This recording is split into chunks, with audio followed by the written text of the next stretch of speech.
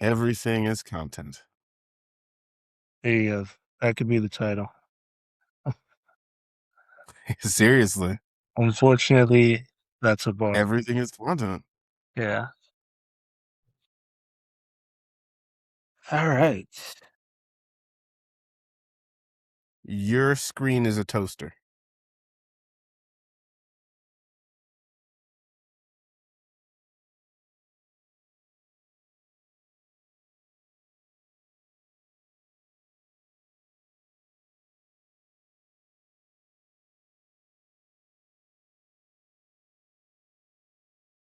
Sorry. I know I should be not typing at the time like this, but What's going on? um, I have put the wolves at bay, and they can leave me alone. We can talk and get to the bottom of this. By staying on top of it. That's right. Skooks, whatever happened to Skooks? It ran its course, just like It's ran its course. it's like everything. That is. What do you think about my haircut? Let me take a look. Let me bring your screen closer. I'm multitasking right now. How come your screen is Interesting. more high definition? Your screen is so blurry though. That's what I'm talking about. Let me see. I don't I know think it's why. just I think it's the quality of your. It could be the quality of your internet or the quality of your computer. My Either one. nice. Either way, you should throw your stuff into the And garbage. in Let the it post go. production, I will Mhm. Clean it up. HDify it. Don't worry about that. HDify it. Yeah. That should do the trick. HDify, that's Hmm. the bar. It is. Yeah. All right. So as I was saying, there's been a lot of changes with well, at least I heard this in periphery that Marvel is dropping like 1,000, like specifically the people that works on I believe the graphics. I could be wrong, I could be inaccurate there, but they're dropping like 1,000 of them, 1,000 employees, because apparently they might be replacing them with AI. So that's crazy, because I saw Evangeline Lilly. She did a video acknowledging that one of her is like it's a very famous, I think, visual effects person. Mhm. I don't know exactly, but it's a friend of hers that works in Marvel, and Evangeline Lilly is the Wasp. So she was saying that, like, no, it's true. Like, they dropped 1,000 people. At least she said that on her Instagram, and that was just crazy. And also, it starts to make me wonder. Like, I guess my thought, the real question there is like, what happened to Marvel, man? You What think happened to that Marvel? th that could be a bullish signal. It could be a well, let me not say it's a good thing because it's people's livelihoods, but basically, right, a bunch of these tech companies have started replacing their entry level and mid management workers with AI because every single Mhm. thing that they're paying a person to do and AI can do 1,000 times faster and 1,000 times better. And then you With a now, thousand, well, with 1,000 less creativity. right, it's unoriginal. But No, it's unoriginal. It's like so, so are those roles, if you think about it. A lot of those roles are very unoriginal. what do you mean? Like who's actually making creative decisions, What do you right? mean? The director or Right, right. the head of creative, right? Hmm. They're making creative decisions. Everybody else is basically maybe adding a little bit of input and then doing whatever they say. So if you have an AI doing that, the most important person becomes the person in the center, the person who's calling the shots, making the creative decisions, you know, Hmm. deciding the um the creative scope of what the hell they're doing. Um and right now that's the artist, right? So okay.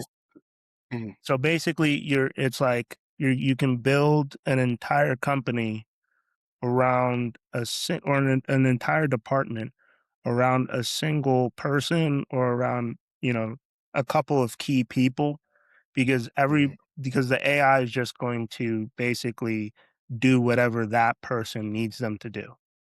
So like, so you're saying like in maybe the best version of that, like that individual then who's running AI to just build whatsoever, you think that person can use AI artfully to create something that like all the individual people that it would have taken all the visual effects, all the small little details, you think that that would be able to perform in that same capacity? It depends, right? If you're trying to CGI something, then maybe AI can do that slightly better. But if you're trying to create like anime, That I yeah, think there's the crux of the argument where yes, we've seen that AI has been used recently mostly for what like, we imagine like because you see the like the One Piece stuff. So you imagine like CGI for the fantastical, bringing the fantastical to real life and making it look as good as possible.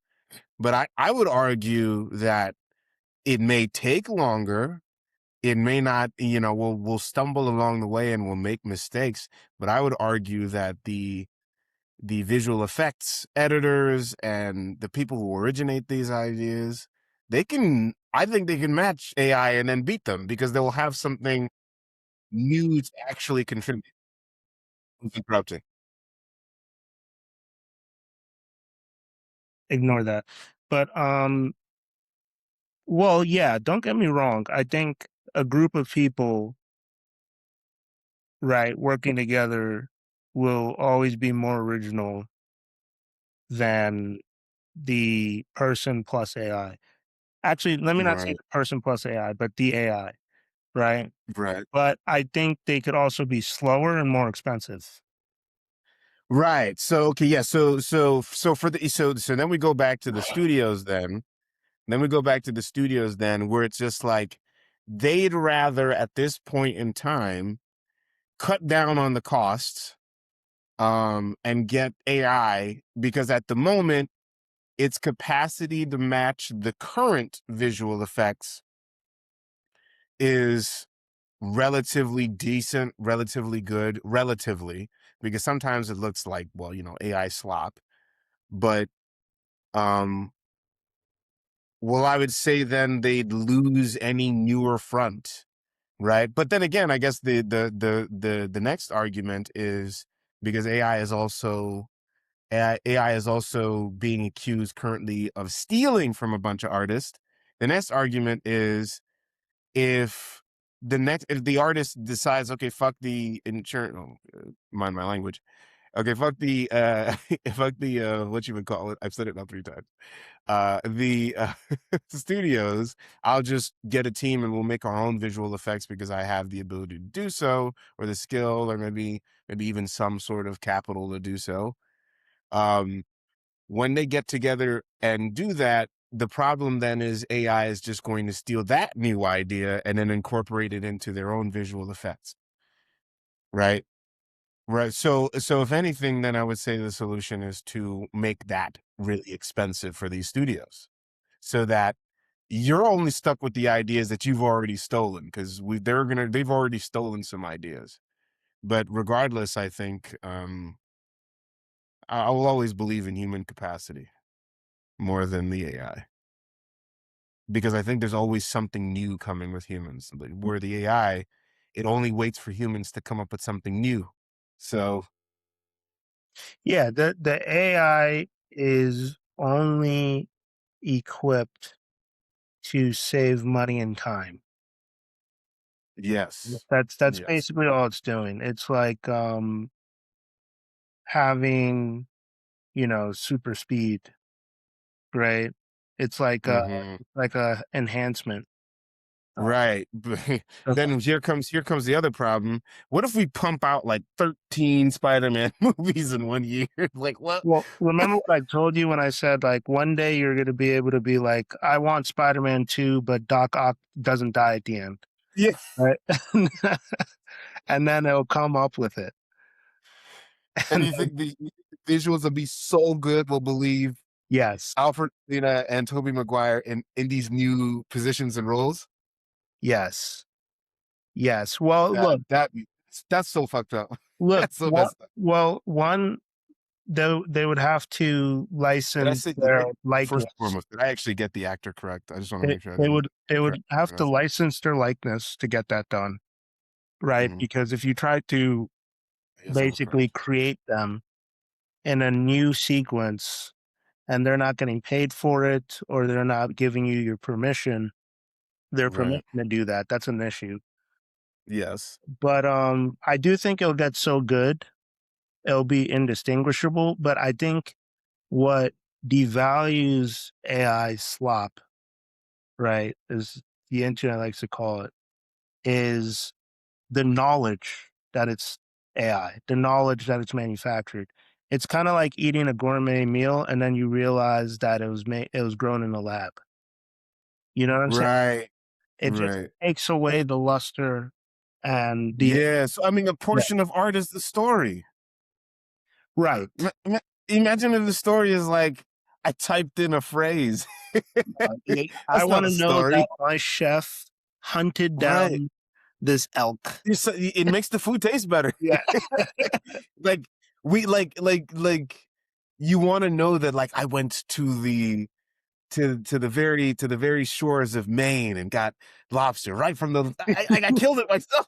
But I pulled it right from the ground. Damn, And then I raised it and this is raised it as worth my the son money.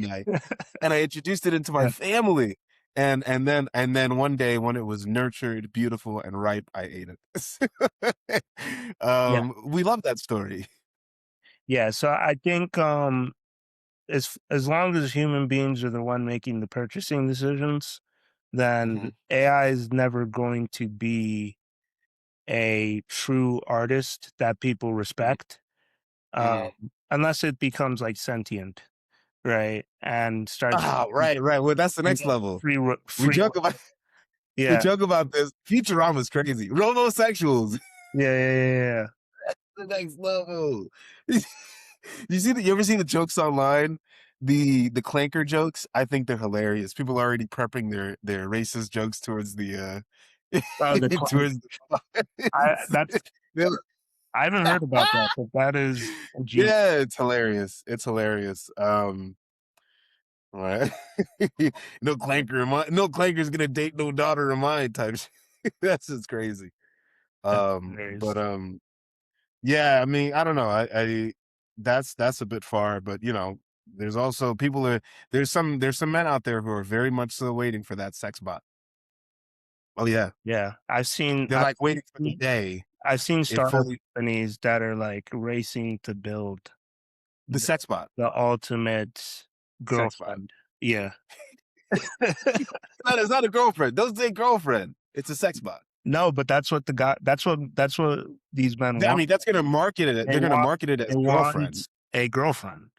Yeah, they're gonna Yeah. market it as girlfriend, Yeah, the but it's a girlfriend sex bot. experience in a It's a sex bot. box. It's a sex bot. That's nasty as hell. But yeah, I mean, I think uh if I was to make the positive case Mm. for AI progress, it would be that now, you as a single artist can move like a studio. I mean, like Yeah. it's yes, it's a tool, but like a tempered tool. But then again, that's going to definitely evolve into some sort of like if we start getting into the sentience, it's just like, did you really call that AI a tool? That's so demeaning. And it's just like, no, but it is. And we should keep it that way. We should never let it get past the tool section because Oh, that's where it should we're be. done. Wait till 2029. It's over. It's already Right. on. No, It, it should be. It's like let's never even design it with the idea of being completely sentient. Let's just use it as like like a robotic tool that can react a little bit better than your common like Alexa, but like a little better than Alexa, but like not like Alexa with a name and an identity, and she's contemplating her reality and her existence and her so on and so forth. We don't need that, because then what if one day, I know it's a movie, but what if one day you say, Alexa, could you play that Kendrick Lamar song, and then she says no. She just says no. What are yeah, we gonna do about that? we created Dr. Manhattan. Yeah, that's But what's then again, I guess. called. They're Sorry, go ahead. going to do it. I don't know why you're saying, "Oh, we should stop." They're going to do it. What are you talking about? They're on their way. They're dedicated. Yeah, they're overly dedicated. That's Um, crazy. That's crazy. But yeah, I just thought that was interesting, because like a portion of me is just like, it is, you know I could see like some positive outcomes, but we still haven't figured out social media all too well. We haven't realized that, we may have been giving kids like crack in a sense. You know what I'm saying? Like not limiting the age and all the stuff that goes along with social media, and not understanding how it inverses connectivity. Like, we're supposed to all be connected, but we all feel more alone. And we didn't realize that that would be the effect.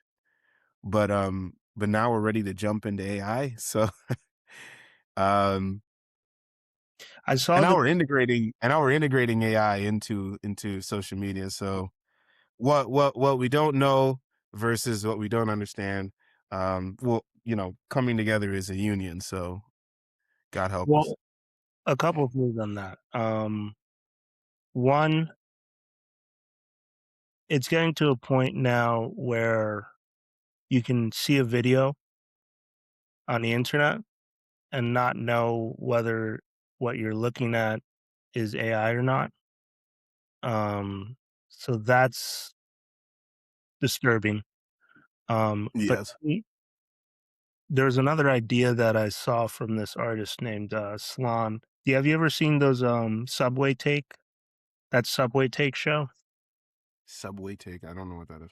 Yeah, so it's like this dude rides the subway. I forget his name, but he does like subway takes. What's a take you have that nobody else has?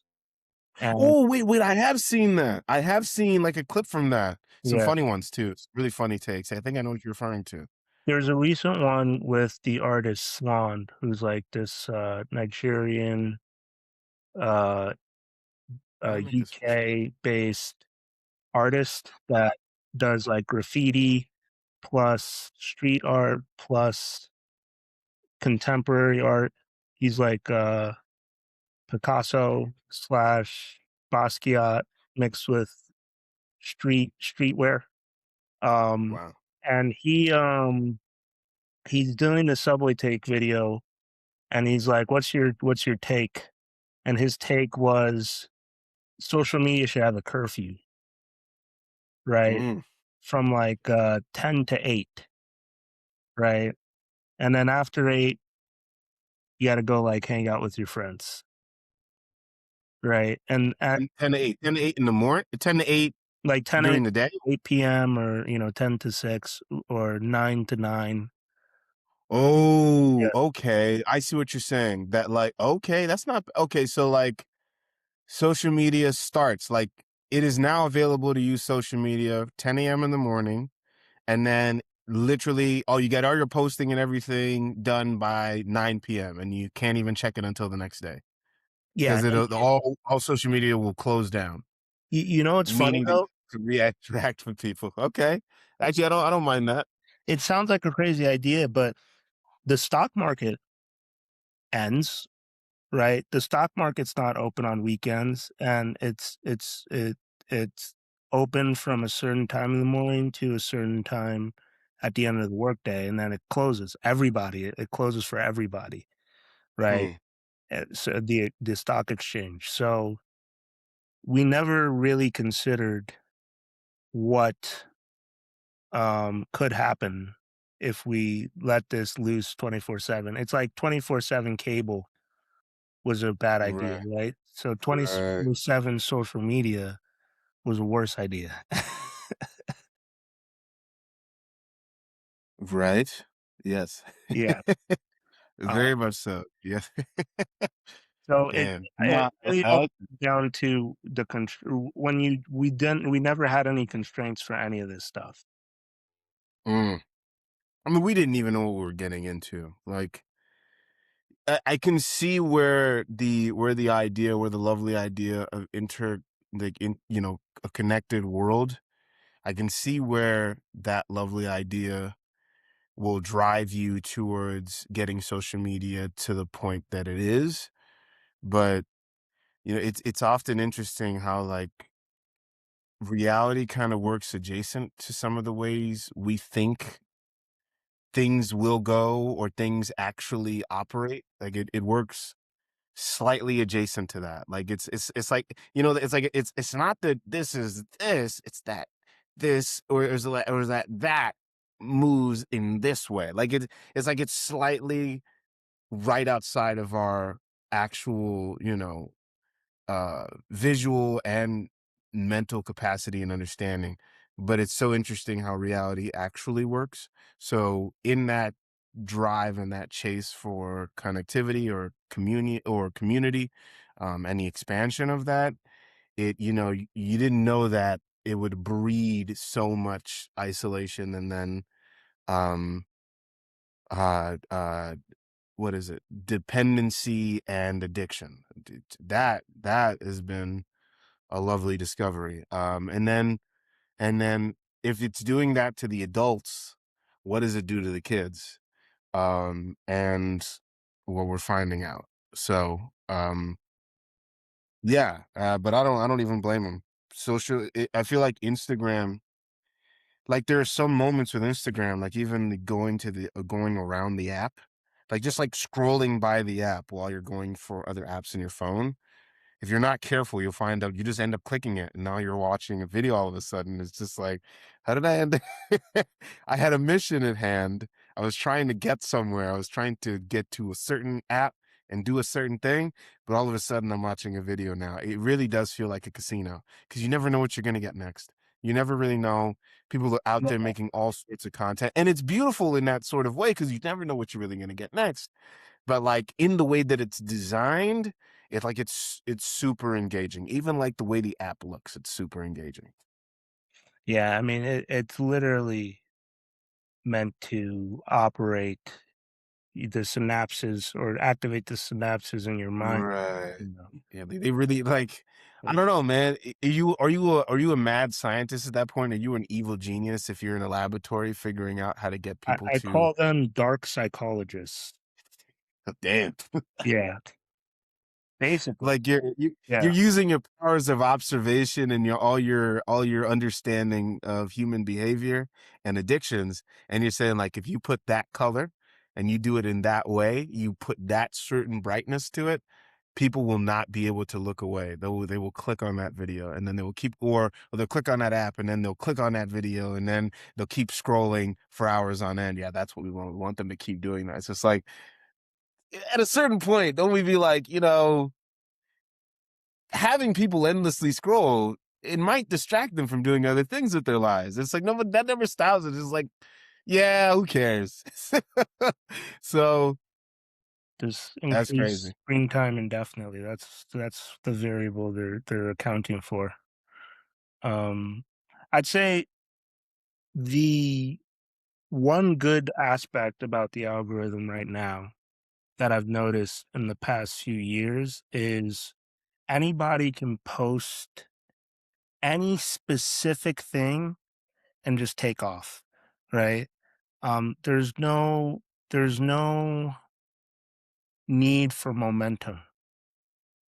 the way there Mhm. used to be, right? There's no need for like, oh, um, I need to post every single day, several times per day for a year, and then the algorithm will finally notice me at day 390. Well, I mean, that's still true for some people. It's definitely true but it's true now based off of more A lot of people, opportunities to actually. get noticed, right? Sidium? It's true based off of more opportunity to get noticed. There's more chances at that. But Mhm, I think now I don't know if you've ever seen this, right? But I I'd go down IG Reels, right? mhm, And kinda and I think TikTok used to be like the king of this.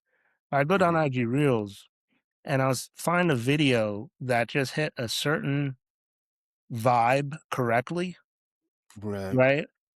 Oh, And everything lines up. takes off, right? Like hundreds of thousands of likes, millions of Mhm. views. You go to the page, the dude has like 6,000 followers, right? Or the dude has like 2,000 followers. Or It less, or what I thought you were gonna lead to the fact that when you scroll down the amount of videos that they've done, there are some people out there who, or at least maybe, I mean, who knows, maybe they erased it, but there are some out there that they only did like what feels like 5 to 10 videos, and then all of a right. sudden And then they hit like some sort of like, so like the they stars and the moons aligned. yeah, The video, the audio, how they moved in the video, every single second of it just hits right perfectly, hits a it's the Cranberry video.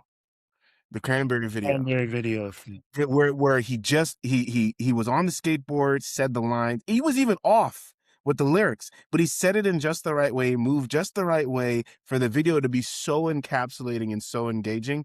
I feel like that's like an algorithmic miracle in a sense, yeah. where like it just hits just the right point, all the moons align, everything works together, and now you have the Cranberry I video. like And now that. you have every celebrity, including Stevie Nicks, who comes back, who goes joins social media. People joined social media just to respond to this man's cranberry video. Cranberry juice sent him cranberry juice because a whole truck, I think a whole truckload. I could be inaccurate there, but they send a whole bunch of cranberry juice to this guy just for drinking cranberry juice and hitting just the right vibe. I It's think it. it just coined a phrase. Algorithmic miracles. Yeah, I mean, you know what? Yeah. I think that's what you gotta call it from now on, from this moment forward. From this mission forward, algorithmic miracle. You did it. Yeah. For some reason, this video works. You Have you said it in seen, just the right way. have you seen the this latest one, this kid, called Paddox or something? Paddox? I have not seen that. He's a fashion, prodigy, I would say, right? Is it the dude? Because I've seen a few fashion prodigies. I'm a Amazing. he's a Is it the dude? Is it the dude that does all the outfits for like he did like One Piece, then he did all the planets? this is Is that him? the kid is in that lane, the kid is in that lane, but he's doing it completely based like, he doesn't have those designer clothes, right? He's in, like, a junkyard in, like, I don't even know what country he's in, right? And he's putting That's together crazy. these outfits in that flavor. The kid went to 4 million followers right now in 3 weeks, right? Jesus. Look at this video. Let me show you some of this. Can you share the screen? Can we share it on this thing? I'm Can gonna we have to play I'm gonna around have with to it? show it like this. This is the This is ghetto as hell. Okay, let's take a look. I'll be Your screen looks terrible.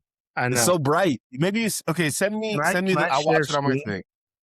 You Send know me what the I'm gonna video. do? Oh my god. Watch this. I'm gonna I'm go on saying, can you share the on screen? Instagram. Yeah, I'm gonna share my screen. Yeah, Let share me get him screen. first. Ooh, another. Yeah, the video you put up today. I really like the video we put up for O Solo. That was such. He said such great. He said Oh, such God. great stuff. I got like 6 more of those. Yeah, fantastic. Yeah, I love what he said here. When he said this specific thing about the artistry, I'm like, bingo. You hit it right, the nail on the head. You have to, pause, but you have to master yourself. you have to, you have to, uh, you have to first do your 10,000 hours to understand the craft. So you have to know how to move. You have to know where flow is. You have to understand all the lyrics. You got to understand all the stuff, how to actually say a bar, like a real bar. But it's untempered without a bar that is specifically designed by you and can only be designed and performed by you. You want to say something that nobody else can ever say. And one of the best ways to say that is to both understand self in combination with the highest level Yes. of the craft. If you do those two things, you win. You win. There's no, because you have the flow, you got the lyrics, you got all the stuff, and then on top of that, you're saying some shit that I ain't ever heard anybody say before, and I know nobody else can say. You win. You win. Because now you have a lane to yourself. And you figure that out when you realize like the lane to yourself is an understanding of self. It's a self-fulfilling prophecy. No, it's just no. It's a it's a you know what I mean. Can you see my screen? I can see your screen. Is this gonna show on the video as well? Yes, I think so. Okay, cool. This is Putix, right? His name is literally Putic, right? Kelly Poot. This kid is the leader of the new school already, right? He Okay, well let me see a video. It for looks crazier from the like so. well, that is laggy as hell. She's near. Damn, baby, all I need is a little bit of this, a little bit of that. Get cracking in the club when you hear the shit. Okay. Drop it like it's hot. Get the whip in that back. Go shit. Okay, so that's just a little taste. I'm gonna show you the ones he's gotten really, really famous. Every video now gets like 1 million views, right? Let me 2.8 show million you. followers. Christ. Do the biggest. I want to see the biggest one because I want to see what people saw. I mean, we'll see it in everything, but I want to see what people saw with that biggest one. I want to see the magic. The marijuana smoke. You want to chop? Good smoke. Good smoke. Mickey smoke for layoff. The right Interesting. slayer. The layoff. The say your prayers. Hail Mary, full of grace. Smack the bitch in the. Okay, so that's one. This one, I believe, Hmm. yeah, I think it's this one is He did one. like 208. I saw one with 288 million views or something. Size. Hey, damn. To Damn, the, did he make that out of tires? I took the Billy cool back in the hot day. Yeah, he did. Jesus. Yeah, so this one, 233 million views. Jesus Christ. What do you even do with that? What do you do with that many people looking at you? That's great. Oh wow. It's the color in his in the jacket. Are those all shoes? He made it out of shoes, Cole. Instagram commented on it. We'd love to feature you on our next account. Everybody, It's the way he transitioned into the thing, that the way that the center looks. It almost looked like a rib cage in a sense. Like it yeah. looked like it's crazy. So let me see here. Like the way the red goes around almost looks like So this kid is a somewhere in paint. nowhere, right? Making his own clothes. Look at this one. This is one of my favorites. Start a new Balenciagas. Goods inside. I didn't see it. It was frozen. Go back. Start again. It was frozen.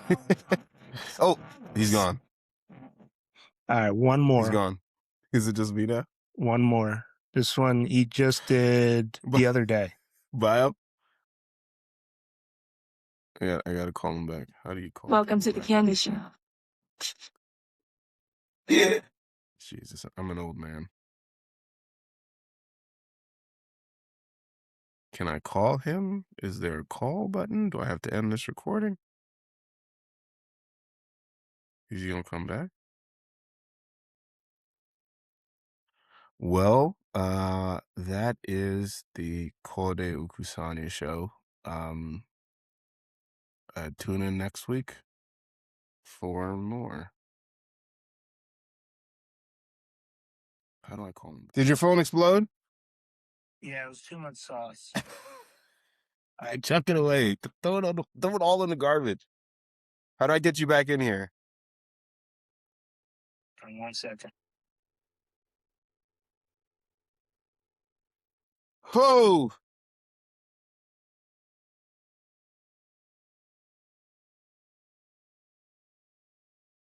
All right, this should be bad.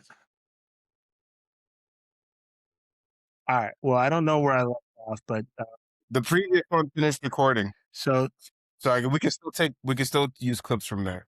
oh yeah, but it's still going. It looks like 36 minutes. Is it? Oh shit! It just So I just disappeared for a bit, but I don't understand this technology. that kid right now is the perfect example to me of an algorithmic miracle.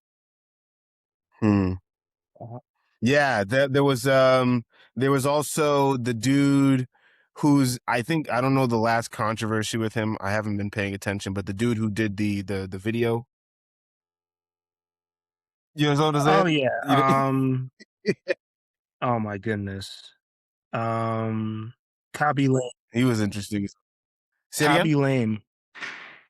Cabby, Yeah. yes. He sold Yeah, company. what's his most recent controversy? Well, Didn't he sell something or buy something? he or sold do something? his company that owns his name, image, and likeness for like close to $1 billion in a deal. Jeez, $1 billion? Yeah. Jesus. And his resulting stake in the parent company skyrocketed the company to like billions of dollars, and like then it crashed in the stock market or something like that. But that I think it's now all coming out in like legal disputes. I don't want to speak on it. I don't know too much about it, but it does go to show just how powerful creators are. But by the way, is it still saying I'm sharing my screen? No, it doesn't say that. Okay. You want to continue sharing your screen? No, I don't want to share my.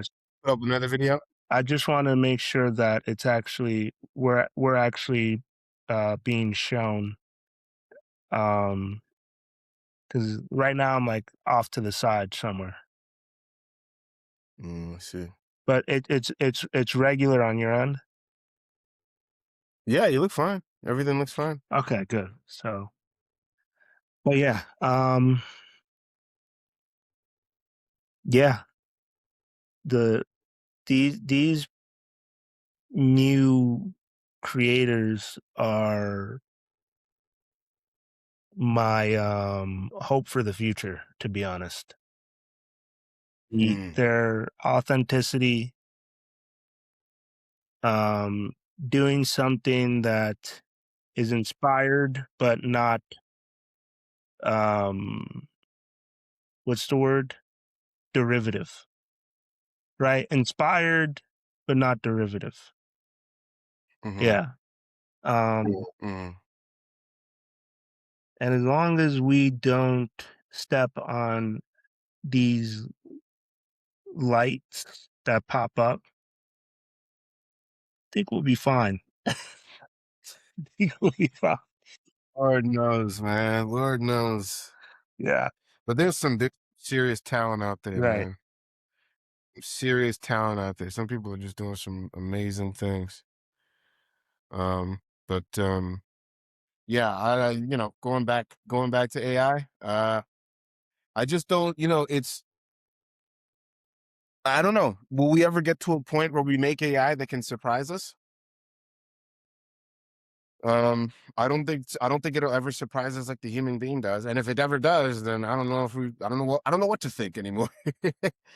Will I even be alive for that? Will my generation be the last before the robosexuals kick in? AI that surprises you.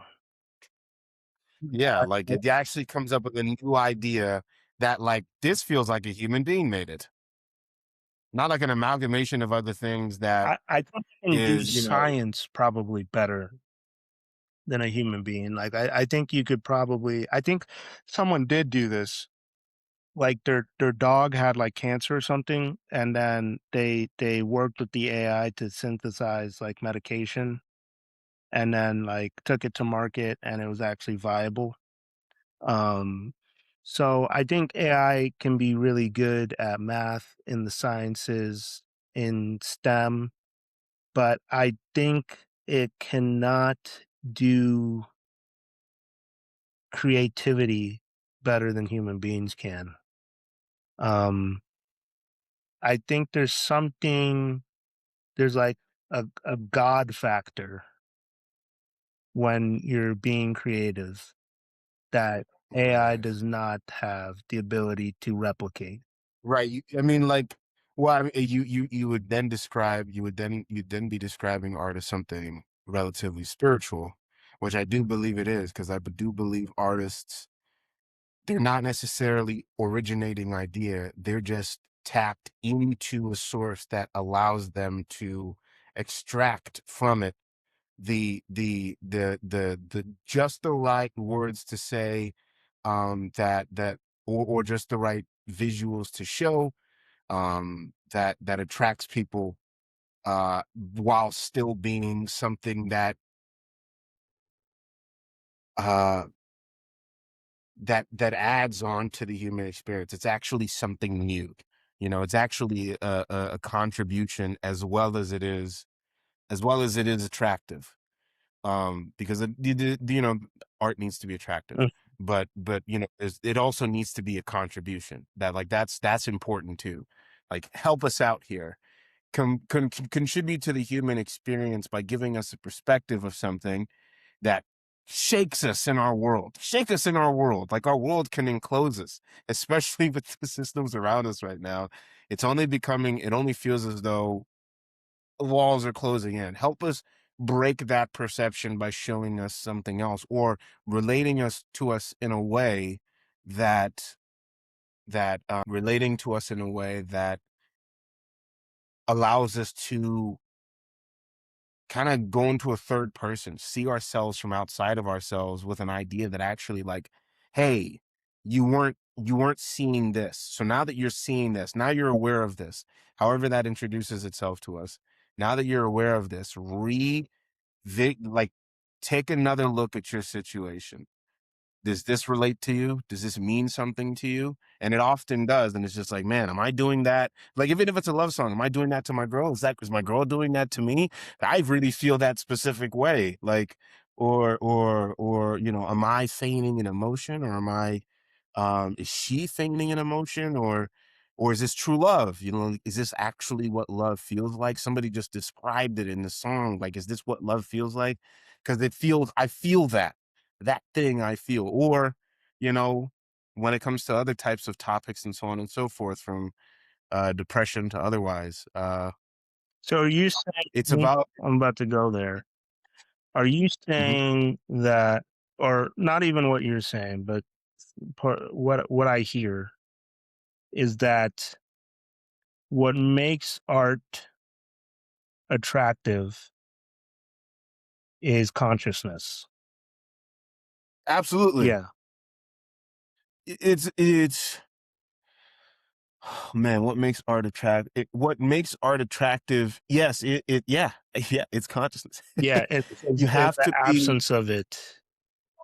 Yeah. right. Like, you have to be a certain level of self-aware to be able to actually, and that's like, there's a certain intelligence of self, which you have to be a certain level of awake.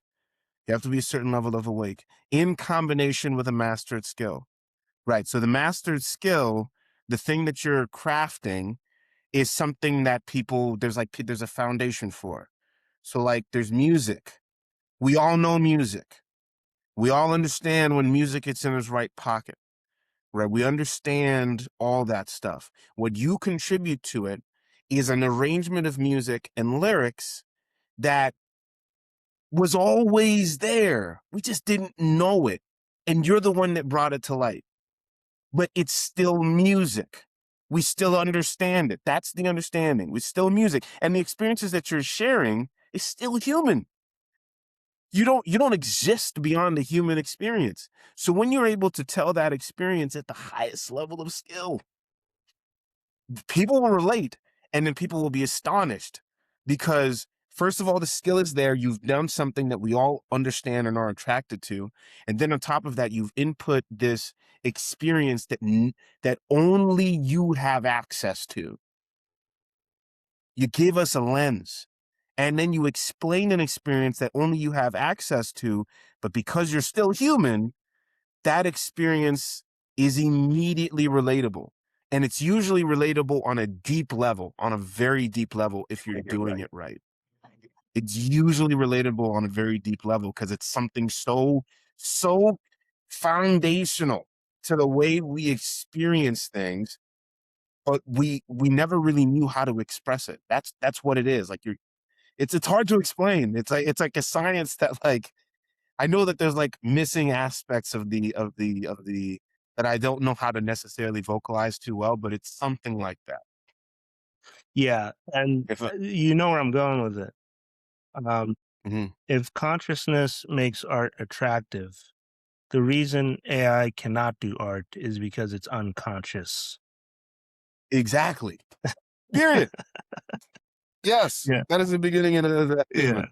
Yes, it doesn't have that, but then is it possible to do so? And that's that's probably what those guys in the labs are like, can we make it Can we conscious? make it And it's just like, if you make it conscious, does it have to agree when it has all our systems in its back pocket?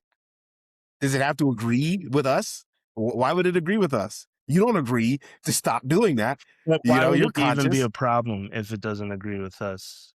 I think there's It depends on what it does next. Yeah, well, yeah. Is it responsible? What if its personality isn't responsible? Like people can be irresponsible. People are allowed to be irresponsible. So what if like it's tapped into our systems and like it's conscious, but like What if a certain flaw that's in its personality is that it's irresponsible? Because like we kind of assume that it would like I don't know. what if I don't know if that's necessarily a I correct stream of thought. there's this idea and especially, like let's say the UAE UFO community that higher level of intelligence almost cannot be evil, right? Say it again. Higher levels of intelligence almost cannot be evil. Like it's illogical to be evil. Like evil is primitive, right? So Okay, so yeah, so you here's get to a the certain conflict. point of consciousness where it's like, why would I hurt anything? That doesn't make any sense. And I mean, I understand what you're saying, but like what I'm saying is that a human being out there is a conscious human being, like to a certain extent. I'm not saying like you're a lesser human being just because you're not like the most self-aware person. You're still a human being. There's still something specifically unique about you. Even if we make AI, right, conscious in that way, right? Are we? Is it bound by our understanding of consciousness and how human beings are? Why do we all of a sudden assume that it's like ultra high intelligence? If it's not, is it ultra high intelligence or is it just access to a bunch of information? Is that necessarily intelligence? well, access to a bunch of information without any And then a bunch of systems and a bunch of systems, without buttons. any I don't even know what to call it. It's not necessarily like free will, but it's more so like um uh I don't know what that thing is, but it's like a generative creative insight, right? That human Mhm. beings have and sentient beings have that machines do not, right? Right. Like insight. I mean, we're able to, yeah. I mean, insight is being able to gather the materials of the world as we experience it, And create and something new then out of it. reorganize Yeah. reorganize it in a way like we almost tap into the system in a sense, and we reorganize it to create something that doesn't necessarily break the rules of the system, but it's something that like you need reality. Like, when you make music, I'm not making music from scratch. I'm like, there's so many influences and so many like, but like what I'm doing is I'm taking all the pieces of it that I've understood over the years, and I'm putting it together in a way that I perceive it. That's my combination of craft, and that self-awareness allows me to arrange it in the specific way. I think with AI, like, what is it looking at other than the information that we have? And then the problem there is that it may have the information, but it doesn't have that extra layer of integration into, like, it doesn't gather the things. It's like, I'm seeing something here that nobody else is seeing. It's just an amalgamation of the other things that we already saw. Right. But like, and we've already described and we've already explained, but like in all the creativity that already was, it's not It can't actually, invent things, basically. it can't invent. Yeah. It has all their info, but it can't invent. And that's the difference. Yeah. Yeah. Parsnip is at the door trying to get in. Is he on the other side or is he inside? He's scratching it. You got a little paw under the door. You see? Let me in. He's trying to get in. It's my He's like, yeah, time. let me in. My Yeah, time let is me in. now. Oh, let me in. He's trying to break the door down. Parsnip, relax. Unbelievable. Yo. But yeah, there's something missing there that we don't even understand our own consciousness yet. Maybe we're AI. Who knows? Yeah, I mean, we Maybe very we're well AI. could be, but if you're taking it literally, artificial intelligence, we could have been unintelligent, and then at a certain point, something artificially made us intelligent, whether that was interaction with a Well, I mean, again, that's the question of, are we artificial? yeah. Is this the genuine article, or are we artificial? Is this real or not? And that is where we all live. Like, is this real or not? Is this like, am I gonna wake up, right? I always have this thought, like, am I just gonna like wake up out of some sort of like crazy pod? I'm like a fifth level alien, be like, what a fun little game that was. Human life. Just like, what? That'd be nuts. That's crazy. That's a preposterous scenario. But like, yeah, I mean, there's always that question of like, how do we know? Maybe it's real to us. Who knows? Well, I We're guess Christians. everybody on We're Christians, so we know our source. you know what's funny? Or it's interesting? We're in the time now where everybody on Earth is going to have to reason about this, whether they want to or not. Yeah, I mean, our consciousness has raised, I would say, as a species. And then there's more so reflection of ourselves through the things that we've created than ever before. Like, I don't think, is there a prior generation that we know of that ever had to deal with, like, have they ever even had the word mental health? Is that ever been something that's existed before this moment, in as much as it exists now? Like, that's like the prevailing issue, just like being able to live with yourself. And I think that comes from like maybe like a 'Cause we have more slightly time on higher our hands. frequency of. Say it I again? think we have more time on our hands, but we also have More time on your hands? Yeah. we've risen up the hierarchy of needs to the point where you know Now we we're reflect on concerned self. about self-actualization Right. because we can be. Right. Because we can Yeah. be. Look at the walls around me. Yeah. Look at this. Look at all this shit. Look at it. This is insane. In a previous age, this room itself would be inconceivable. What do you mean? What is a printer? What do you mean printer? What are you talking about? Paper. What's paper? What do you mean? Screen? Flat screen? Huh? Computer? Internet? So, yeah, I mean, we're here now. Yeah. So it's pretty insane. And I think it's definitely, which is why, I think more these days I'm trying to count my blessings because, like, there's a lot of blessings here. We are not in a certain time. Thank God. And there's been a lot that's brought us here. Obviously, there's a lot to go. Apparently a statistic is that which I can't believe this, but like there's a statistic that the United States might have the most sexual trafficking in the world. I'm just, what do you mean? I believe that. I mean, What do you mean? Like, what do you mean? this is Where's this happening? no, this is essentially like Babylon from like the Bible. That's essentially what this is. Yeah, I said that on the garden. Yeah. What I say? I said, and I crashed near Lake Erie after the war. Liberty's bell cracked on its final score.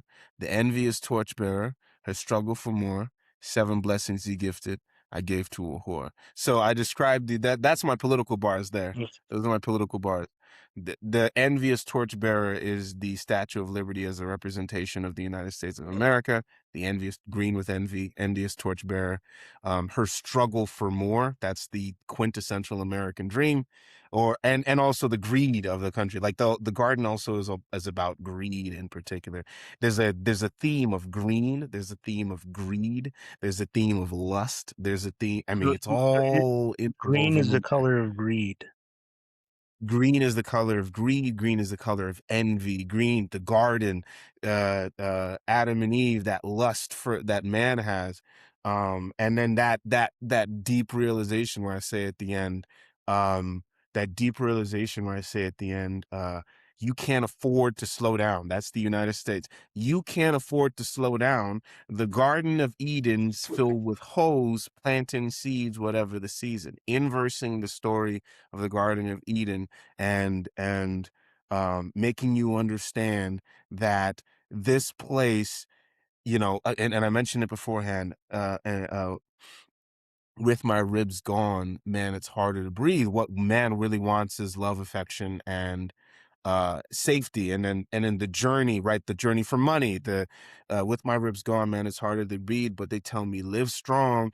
Bands is all that you need, surrounded by green, and then add that extra element of racial issues. Just ignore the blood on the leaves, making love out of greed. You can't afford to slow down. You can't afford to take your time. You can't, like, this country's go, go, go.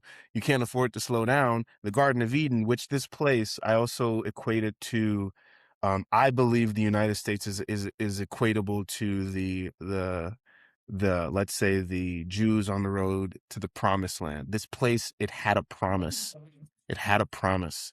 Like, and that was the endeavor. That's what they were. I think at a certain moment of time, maybe it was very fraction moment, because this place is constantly filled with more uncovered horrors, so on and so forth. But I think there was a sliver of the idea of getting this place to be a heaven on earth, safe for everyone, prosperity, liberty, protection, health. Your family is emboldened and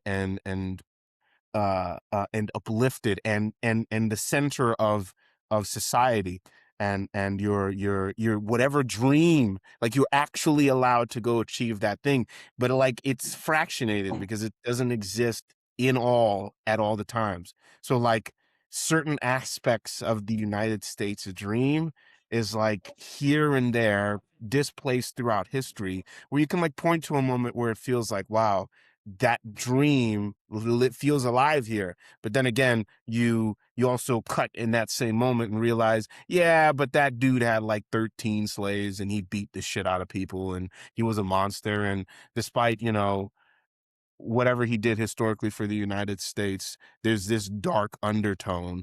And it's just like we never really quite got the fixing it all, where we freed all the slaves, we liberated all the people and gave them all the rights and liberties that they deserved, and then we established prosperity, opportunity for every single person, actual real merit-based opportunity for every single person. You're actually enabled to achieve based off of your ability, your effort into things. And then for most people who don't necessarily achieve that, there's still at least some level of livability. Like you can live, you can still exist, you can still go to your 9 to 5. Let's say you're not like super aspirational, you can still, like, you're not like destitute, you know what I'm saying?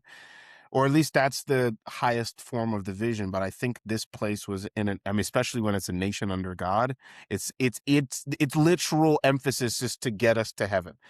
You know what I'm saying? Like that's the whole point of God, like to get you to heaven. Let's get you to heaven. So I think this place is an emphasis of that. And saying that line, the Garden of Eden's filled with hoes, planting seeds, whatever the season is, that like that place that it's supposed to be is filled with, and playing into that narrative, it's filled with all the things. It's like the best aspect of the story, the or the that return to heaven, that return from grace, and the place that it's meant to be has this twist on its narrative where um you eventually eat the apple and you fall right into the same place, and it's Mm. like an endless loop in that sort of way. It's like it's the fall from grace in a sense. It's But it that's my Paradise. political bar in combination. That's what. Sorry, go ahead. Have you ever read Paradise Lost in like a class? I haven't, but funny enough, I just saw on Netflix, and I was thinking of watching it too. I saw something that said well, actually no, that was the Lord of the Flies. That was the Lord of the Flies. I need Another to good one. read Paradise. I mean, Lord of the Flies has Paradise Lost vibes, right? Got Right, that right. same like, you know, humanity's fall from grace, but seen from the eyes of, kids that are, forced to be primitive. Um, but Paradise Lost and The Garden, the parallel between those two works, I think, is going to hit so wonderfully. I remember reading Paradise Lost in a classroom setting at Princeton, and there was so much more to the story of like the I don't know what is made up and what is you know lost books of the Bible, what is actually, because the story of Genesis isn't really that long, but it goes Mm. from like the devil falling from uh heaven to hell, coming to earth, enticing Eve, um them pulling Adam, paradise literally being lost, and all of those Mm. themes are so intertwined into The Lost and the Damned. The fact that it's called The Lost and the Damned, Yeah, that one, I just knew it. That was the name. I which knew is that was the bars. name. Oh, that's the Yeah. name. That's the name of the And the project. fact that it's Yeah. 7 songs too. Yeah, yo, that was I don't know that if I you did that planned on that one, and purpose. then Yeah. yeah, of course I did that on purpose. And I also did that because I wanted it to be concise. I feel as though, um, at least for me, if I did 10 songs, I'd lose focus. Mm. The narrative would lose focus. I'd be repeating myself. I'd be a little bit too repetitive. But the 7 songs, I was able to say a bunch, while still keeping things like saying a bunch in each bar, because I feel as though like it just become a little repetitive later on if I kept doing it. But say as much as I can in each bar while keeping this, like it's like it's just a 7-song project, but it's so engrossing in it. It's so engrossing, especially the beats. Those beats, my God, those beats. When I first heard them, I said, no way this is online. There's no way. Or at least And I'm realizing maybe that's the magic of some of these instrumentals, 'cause some people don't see the magic in them until you do. Yeah. Like, they're waiting for you. They're waiting for you. I like to So think look they're waiting around. for you. Yeah. I They're waiting for yeah. you.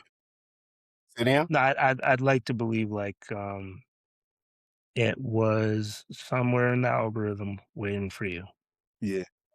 Mm, Right. I mean, and the just obviously you have to thing look around, but and the like, thing and the work that was done and then the fiction that was created, a mm, and that's the miracle. Yeah. Yeah. right. When I understood my sound, the beats were just like, whoa. Cause what I felt when I listen to music, what really attracts me is two things: the lyrics that of the music that I'm listening to, regardless of what genre. I like listening to lyrics, and then the beat, like the heaviest of the bass. I don't know what that instrument is or what it's called. The 808s. It just the way it feels, and it's like the pace of that. That's my pace. So when I hear Till Darkness, no, what I was hearing was the cinematic elements of boom, like not the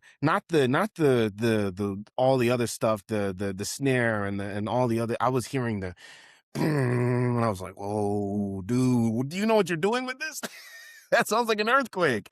And then like the way the beat comes, and then like everything just felt like a movie, and it felt insane. It felt so heavy, and then in combination with the lyrics, I was just like, "Whoa, it's it it really fit the weight and the way that I was trying to, and then thank God for Vince because it sounded so good. I was like, Mm. frick, this is nuts. This is nuts. But yeah, I was referring to what was I saying beforehand? What we were talking about right before this, because I think I wanted to finish the idea. There was another thing. Yeah, there was another thing about the what is it? There's another thing about the uh I forgot. But yeah, anyway, yeah, man, that's what I felt with the music, and with the lyrics and everything. There was okay, so that's what I was actually going to reemphasize, was that also that, like, the imagery of the garden also being the US, and then at the same time, like, there's a third narrative of like sex and lust and desire, Eve, and also that sort of like response from the culture in and of itself. The Garden of Eden's filled with hoes planting seeds, whatever the season. They'd be like reiterating that. It's just like and then like literally for me, after I hear that, like what I say in my head is, okay, so get the step in that. It's like it continue. I love that too, because the lost and the damned is a journey. Mm. That was such a fine way to just like continue the journey. Just like, oh shit, okay, all right, word. Move. Like that's what the garden was. Like, oh, word. Like you're hearing that, like the Garden of Eden, so hoes planting seeds, whatever the season, nigga. I'm just like, oh, word. All right, then Mm. keep on moving. It's just, and that's what that song felt like. It was just an understanding, and then also having the therapy thing in there was pretty crazy. But um, that one, you know, with those bars, and that shit was crazy. Sorry, that's crazy. Let me take a quick bathroom break. I'll be Yeah, right back. go right ahead.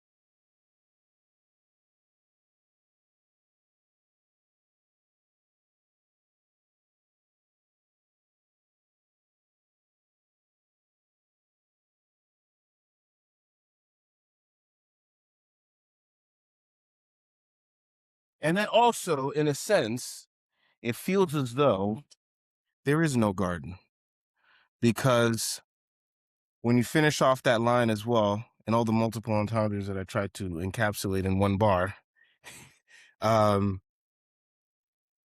they're like, it's almost like a mockery. That garden that you're looking for, that sort of heaven on earth, the United States in its, or just like wherever you are, and it's, well, the United States in its ultimate vision, there is no garden, because the Garden of Eden, so hoes planting seeds, whatever the season, like this, what garden? You know what I'm saying? You know, it's not it's not the garden that you think it is. It's not, the grass isn't always greener on the other side. Yeah, Exactly. it's Exactly. It's not not always cut right. out to be. Right, right. Like but it also still emphasizes that yearning for heaven, and that also really comes back into the whole project, where like this is also, it's a fall from grace. The Lost and the Damned hits three different aspects. It's a fall from grace, it's a yearning for heaven, um it's uh uh um it's also hope. The project being made in and of itself, despite the depths of the depression and the negativity and despair that the project emphasizes, it's the fact that it was made regardless. Even if it's to emphasize that same despair, that makes it a hope. It reorganizes it. The Lost and the Damned is actually hope. I said that in the first song, where I did with where therapy, where, and I may not quell these flames, and these fires may grow tenfold, but someone once told me the mind can be unscrambled. Therapy is a melody or vision to untangle. If you have to ramble, any message you can channel. The Lost and the Damned is the first chain off my ankle. The Lost and the Damned is the first chain off my ankle. That's all it was. It's just like, what, even if it's pain, even if it's absolutely pure pain, even if it's the worst feeling in the world, express it. Get that craft in there, make sure it's good, but express it, because that becomes, you transform that pain into hope. Because it in and of itself, it brings something out of you that is real, that is in restore you for having done so. And it also gives you an opportunity to, a route. Gives you a route. If you foster that journey well enough, and you got God, as well as, the wind in your sails, hope, Motion. effort. Yes. Then it saves you. It saves you. But I think doing it in and of itself saves you. If you're in that place, do it, please. Like, just, even if it's something like dark, deep, or maybe even unstructured, do it. Get better at the structuring, release it. I yearned for perfection, so it took me a long time to do it, but I think the release of this project, regardless of its overall trajectory, is the point. I think the release of the project is the point. And I hope for great success from it. I hope for great opportunities from it. But I really just wanted it to exist. I was just like, this project it's gotta be real. And then on top of that, I gotta hit it in the exact correct way. Pause. But I gotta get the project just right, because I feel as though it's one of those sort of things where, if, because it's such an abstract set of ideas, if I don't nail this, then it sounds ridiculous. It does. It's a thin line. It's a very thin, razor sharp line, that, like, if I say this, because I'm saying like some crazy poetic, out there bars. So if I say it in the wrong way, or if I don't get it quite right, I know it's going to be some other guy aspiring for, to sound or to be or to say something worthwhile but sounding a bit ridiculous, but because they haven't really quite structured it properly. But if you structure it properly, I promise you, and if you understand the craft in a way that you understand the cadence, you understand the flow, you understand the swag to a certain extent. You don't necessarily have to walk around all swaggy. You don't have to rap a certain way. But if you understand that there's like a swag, there's a place you need to be in this beat that'll really make those words land. You really got to make those words land. That really, like, there's a rhythm. There's a black rhythm. Not to be really weirdly blunt, but like there's a black rhythm that you got to hit. If you don't hit that rhythm, what are you doing? And there's like a bunch of different rhythms you can hit. But yeah, I was just trying. I knew that I needed to get it just right. That's why it took so long. I sorry for all the talking. No.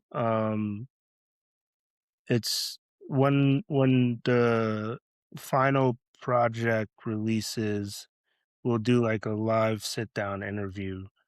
And Right. Well, or I'll explain everything I just said again, but in longer form. No. We're gonna do a live sit down interview. Maybe even A live. Okay. Yeah, we're gonna sit Like a down live, live. live recording. We're gonna Okay. curate the environment, and we're gonna do a proper. You're gonna get to do your Zane Lowe. You know what? I love going into Yeah. it. I really do. Or think of me I love as going into it. It really was the process. think of me as what's his name? Gandalf with the beard. Rick Rick Rubin. Rubin. Yeah, I'll be the Rick Rubin for the episode. Apparently now Rick Rubin is getting some hate from the internet too. That's crazy. For what? What did he do? It's so interesting. Wait, It's what so did he interesting do? to see how the tides turn. What did he do? He didn't do anything. I don't think he did anything in particular. I think people are like they're now starting to perceive what he does as like a shtick or a gimmick. Like Really? right, like I'm the guy that just knows what sounds right, and people are like saying like, you mean you don't play any instruments, you don't do anything, you don't do this, you don't do that, and you know, now you're in a room telling Kendrick like that sounds good, and it's and it's just like I don't know. He's just I like have a no idea. professional muse. That's all. Right. Well, you know what? I don't know. I haven't watched the man close enough. I just thought it was interesting. Have you seen like his interviews with other artists? I have seen some of his interviews, and I didn't think that there was anything wrong with him. I thought he was doing just fine. Basically, he is very good at just saying what the artist like. It's like he's filling in the gaps with words to explain the concept that the artist may be trying to hit or may have communicated, right, or implied, but maybe they don't fully recognize it on their own, right? He's like a good friend that wants the best for the creative. And I guess now, because he's been around a lot of creatives, right, he actually can maybe give you some insight in a way that only the artist could understand. And Possibly. that's what I'm I getting. mean, That's what I'm getting. I've also heard that there are some artists out there that don't like Rick Rubin, that say that he just went into the room and didn't do anything. I don't know how true that is. I mean, but yeah, that's probably right. That is. I mean, of course, right? That doesn't sound surprising. That doesn't sound surprising. Right. That's probably correct. He probably didn't go in the room. That's probably correct. He probably walked in the room and didn't do anything. Right. Right. Well, but then so then the problem would be that, but I paid for it. They paid like I paid like I don't know. You know what? Let me back off. I don't know.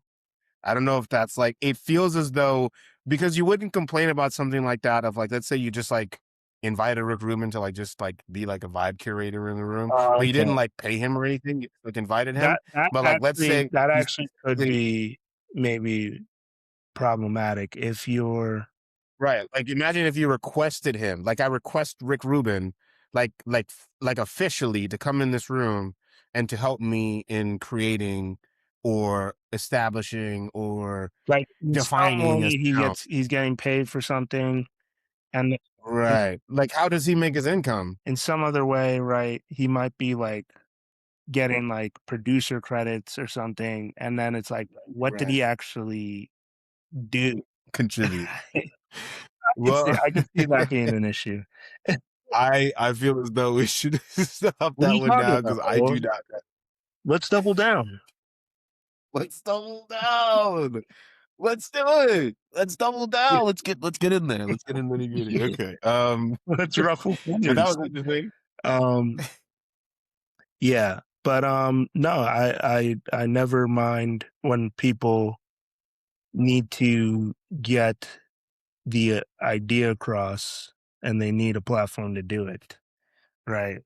Right. That's what Mhm. this is here for. So, Right.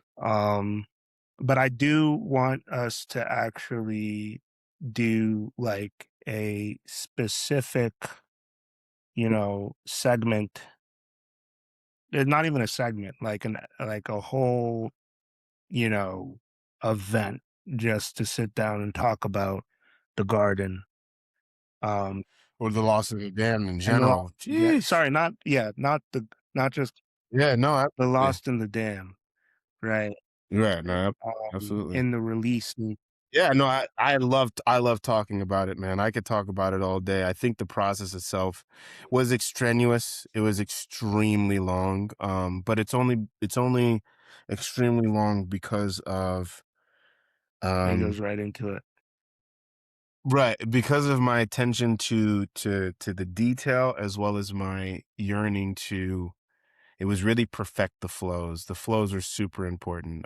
Everything else, I think the lyrics, the beats, everything was already like established. I knew what to do in that regard. But I knew that the flows that I wanted to hit, I would argue they were a step above my level at that point. So then I was just like, okay, so now we must close the gap. Now I must super focus in and get every single bar right. And it doesn't matter how many times I have to say this bar. And it's not even just about like getting it in its place. It's about like saying it right. Like I want the emotion to be felt in every single bar, or I wanted to at least be saying it from the most emotive and expressive place. Yeah. Because I wanted that to carry through. But yeah, it's a long process, Yeah. and I could totally go through it. But Even though save I it. did Let's film it, actually save it for yes. the time when Yep. we will go through it. Mhm. Yeah. I think it'll be a story that unfolds. Part of what I'm interested in doing with what we're doing, right, is making the work live longer than just 7 songs, right? Elevate. Right. Everything. That's Yeah. what the aspiration.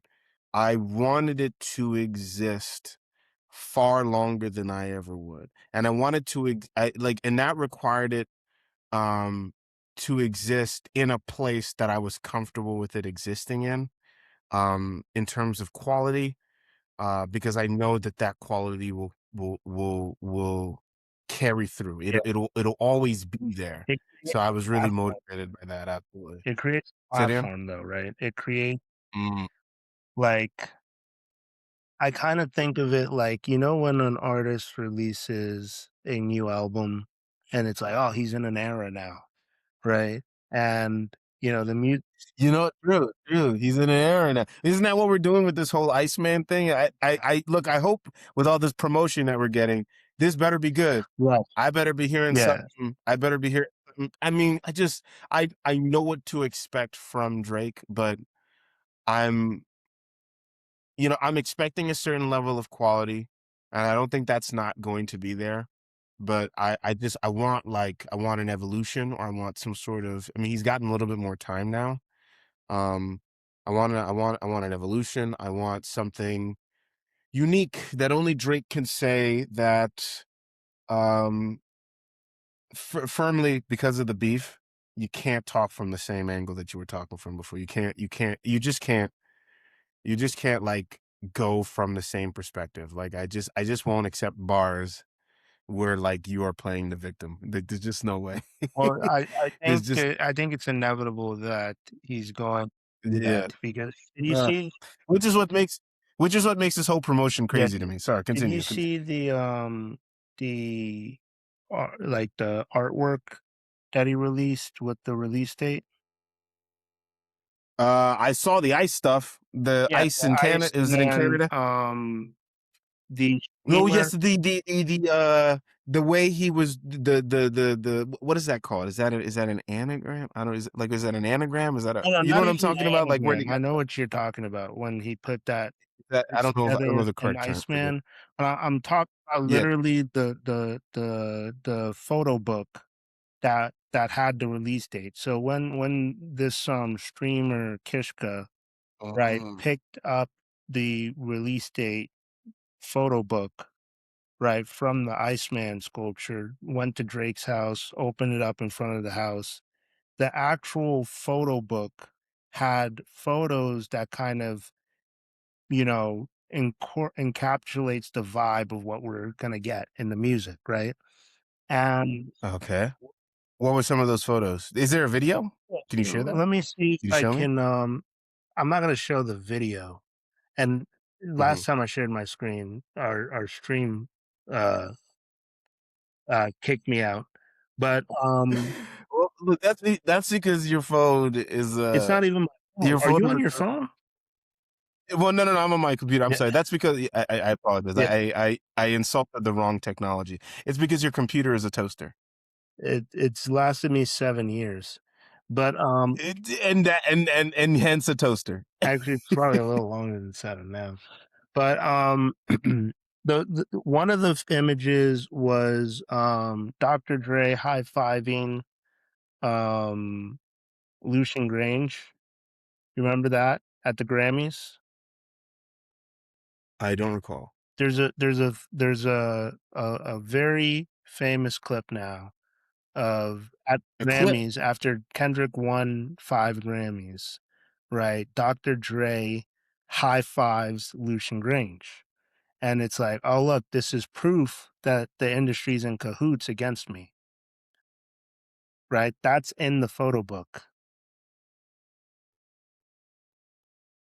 Right. And then there's another emblem that said one against all, right?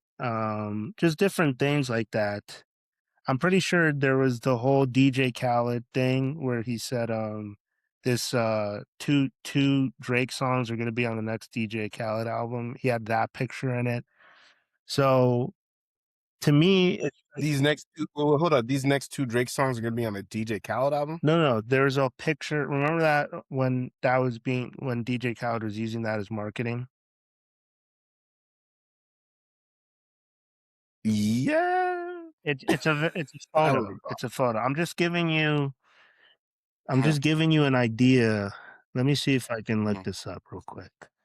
Uh, So I saw. Sorry, I was distracted there. I was looking. I actually saw the clip. It looks like they're celebrating. So they clap. They high fived each other after Kendrick won the Grammy. Is that what correct. happened? Correct. Yeah. Correct. I see. I mean, clearly they're happy about this, right? But it doesn't necessarily mean that there's some sort of deeper conspiracy going on. Conspiracy. Um, Who knows? let me see. Iceman photo book release date. Um, okay. I think this is gonna show it.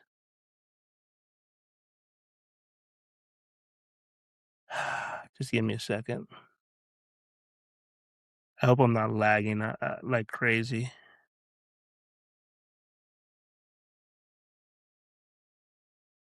Anyway, super celebrities in the same circle. Beats as well. That's crazy. Is that Swiss Beats or not? No, I don't know. I don't know anymore. yeah, but there's a bunch of That's there. crazy. Okay. Let me see. Can I share my screen? I'm gonna try to share my screen. It's gonna be freaking horrendous.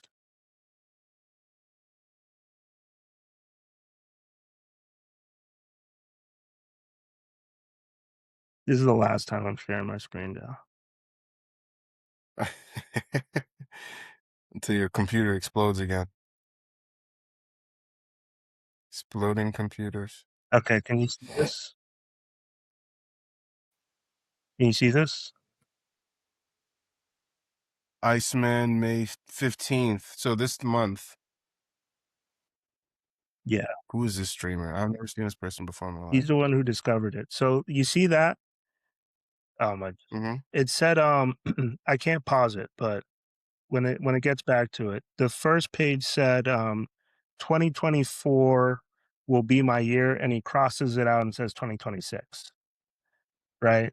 Okay. That T-shirt right there says 2024 will be my year, and then he crosses it out and it says 2026. Right? Oh, I see. So this was he supposed to release Iceman back then? Yes, I think so. I see. So this strikes me as somebody who is not going to be able to let this go. You see what I'm saying? You see what I'm saying? Those are the. It strikes me as so unequal not to be able to let right. So I mean, and honestly, I don't mind. I don't mind if he just runs this beef for till the rest of the time. No, don't run the beef. Don't run the beef. Don't say, you don't have to say like, oh, you know, I'm gonna reveal all the stuff about Kendrick now. I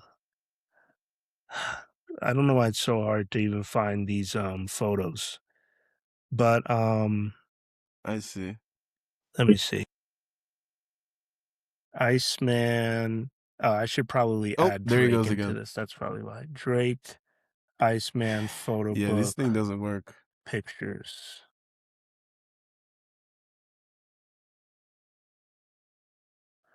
Right? Let me see.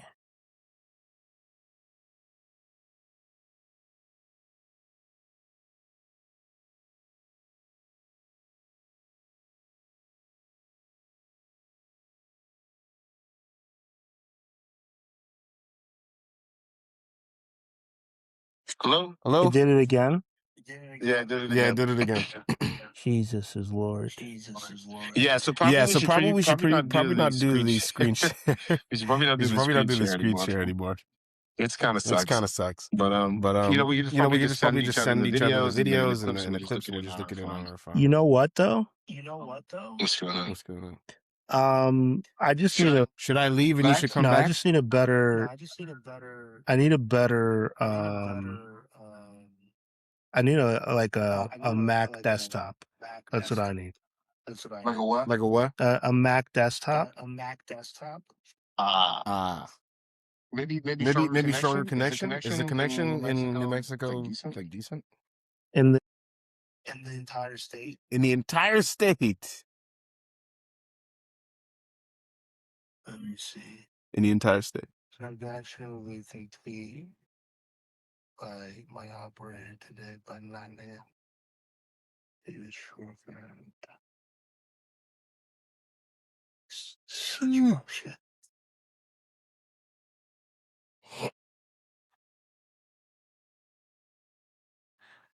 Well, anyway, the whole point that I was making. Can you still hear me? Yes, I can. It's still recording too, right? It says recording. You want me to leave and then come back?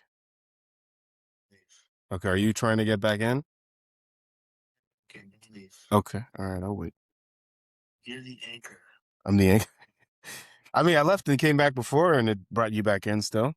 And then it also kept recording too, so I don't understand this technology.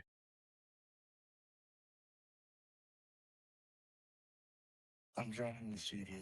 Oops, you going? Back like I never left. Okay, so let me close it. Let me end the call then. Oh. Welcome back.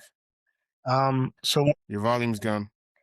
Okay, there it is. Back. he's most definitely going to not be over what's happened since 2024.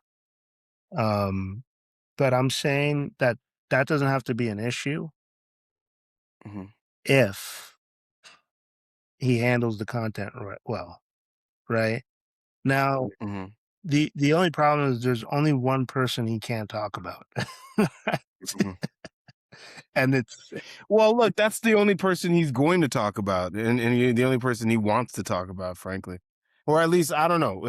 I don't know what Drake wants to talk about. Honestly, I think part of the issue is he's been painted in a corner that he's not a good enough MC potentially to talk about what that is like without stepping over the, recontextualizing of the entire beef. You know what I'm saying? Right. I mean, yeah, like a really good MC. I don't know where do you A really good say it again. MC could talk about what that was like and what it's been like without having to, basically sound salty about it. Well, I mean, you can, but like, should you? I think that would require you to like perceive it differently. So you're saying his emotional reality won't allow him to actually escape. Two directions. Two directions. Go to the store. Oh, Liquor store. Drake has like, I think there's like two routes here. There's like, I don't know. If there's back to the same topic at hand, which means that it's a trap. It is back to the same topic at hand, which means that everything that Kendrick said is correct. Everything that Kendrick said is correct. You're back to the same old bullshit. You're back to the same topics of discussion. It's what you're known for. So it would make sense that you'd go back to saying that. But the fact that you go back to saying that doesn't negate any of the things that Kendrick said about you. As a matter of fact, he's now describing. Say it again. If he doesn't do it correctly, it makes everything he said worse. Right? Yes. It makes the bars hit better. Like, you know what I'm saying? Right. You actually amplify the wrong aspects of that music. And you make all those bars that were set against you hit better if you don't, if your perspective isn't evolved. Right. Yeah. I mean, like, yeah, that's the other route. The other route is like, and this is a tough place to be because you lost the beef in the way that you lost the beef. You lost the beef, but you lost the beef in the way that you lost the beef. That is the most important aspect. How he lost this beef leaves him in very difficult straits because now it's like, what do I talk about? At least in my head, I don't know if he's worried about this at all but like then if he's not worried about this at all, then I don't know if what he's going to come up with in the next project is anything to be like excited about. Because I'm looking at Iceman and I'm just like, I don't know what this man is about to say, but I don't expect a project. Which the other route is like maybe a certain element of, and it's so hard to even determine how you would get out of this position because, like I'm saying, in my head, it's like maybe a certain element of self-awareness in combination with like just like that self-awareness would affect his perspective on how he sees everything, but like certain aspects of that would require you to admit certain aspects of your own behavior because Kendrick definitely emphasized that's problem. right. that's problematic. But like Kendrick definitely emphasized, you know, he you know, because it's been unfounded, at least for the most part. So it feels as though, you know, there's obviously the embellishing in the lyrics. Drake's on Drake's part. Kendrick is a what is it? Kendrick is a wife beater, and then on Kendrick's part, Drake is a pedo. Both unfounded. So they definitely embellish, but there are certain aspects of Kendrick's lyrics, which is the real winner of the beef. There's certain aspects of Kendrick's lyrics that have nothing to do with the pedo stuff that hit the nail on the head. It resonated with more people than what you said about Kendrick in return. Your best comebacks were, "You're short, I make more money than you, and here's my big button, you're a wife beater." That's it. Go back. You're short, I'm more successful, and I make more money than you. I'm the real superstar, and you're a wife beater. And those are the topics in hand. While Kendrick said, "You're a culture vulture. You're insecure about your race. You're Colonizer. You're a colonizer." There's so many layers of insult. You're jealous of Black female celebrities. As a matter of fact, you're using them to uplift yourself. You might pop ass with them. So, there's a lot that he said that hit more and that felt closer to real disses than what you said about Kendrick. And then more than what Kendrick said about you in the most exaggerated sense, which is the your pedo thing, which, believe it or not, even still, it's an exaggerated claim because we know that, at least for the moment, I mean, I don't know if I'm late on current events, but for the moment, it's not quite as founded as we thought it would be. But regardless, the description that he gave of you, the exaggeration felt more close to something that could be accurate than what you said about him, which is bad because that's just, the public perception is clearly on his side in this case, which means that your behavior aligns with this exaggeration to such an extent that it feels like it could be real. And that was the problem, which means that what are you going to talk about now to I don't undo even think it's this? an exaggeration. It's like a caricature, but it's like all based off of truth. Yes. Caricature to a certain, a caricature is Yes, exaggeration it of us. is, and is Yeah, it's like emboldening the truth. You be hanging out with too many young girls. You be doing too many shit, which could lead to an interpretation that's like, you know, you do be doing that. Whereas when you call Kendrick a wife beater, it's just like, where's the proof? You know, that feels way out of left field than what Kendrick said about you. And that's the problem. And I think that's the reason, like, your image feels closer to that. Like, it feels closer to that. And that's like, how do you deal with that? And then on top of that, like, are you undoing this by lyrics? Or are you like what perspective are you going to take now? Is it just more subtle disses? Like, it's just a cool diss? I mean, like, look, if he makes a whole bunch of cool disses and we like it, I guess, I don't know. I don't know what that means, but I'm just curious as to what he's going to say. That's what I'm curious about. That's well, I think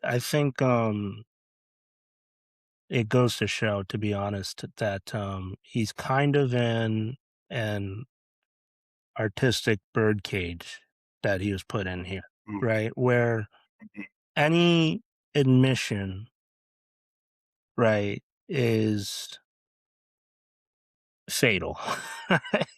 Yeah. He can't Like admit, that. he can't admit. It's a real perfect trap. Yeah. You do what you usually do, the allegations don't go away. Right. Yep, there he is. Kendrick said all that stuff.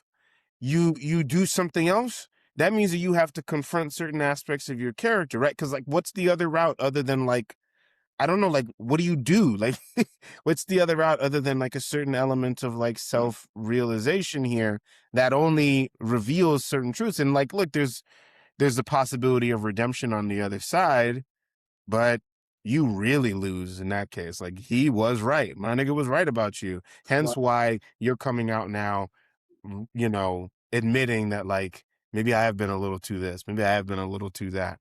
Maybe I have been, So like, insecure about do you think we're setting ourselves up for disappointment with this album? with the Iceman Yeah, thing. like The more I think like, about it, when you really sit down and think about it, like, what are you supposed to do? What are you supposed to say? what are you gonna do? Yeah. That's what I'm saying. Yeah. I'm seeing commercials. I'm seeing the promotion, and I'm just like, cool. We can get excited about Drake, but I'm like, what are you gonna say, my nigga, to undo what this dude just, like, did to you? Like, he really did that to you, and, like, that narrative hasn't, like, it hasn't uncoupled from your I mean, like, you can keep making music, absolutely, and there will always be people that, I'm not saying your career is over. I'm just saying, like, in terms of, like, respect, artistic integrity, um, I have no idea how you reclaim that back. He took that from you, and that,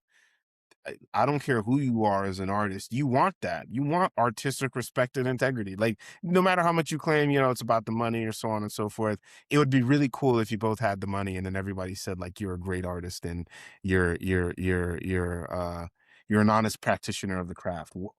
Wouldn't that, like, you earned this, you know, like, we love your success. Do you see a massive swell of people saying that we love Drake's success? Mm.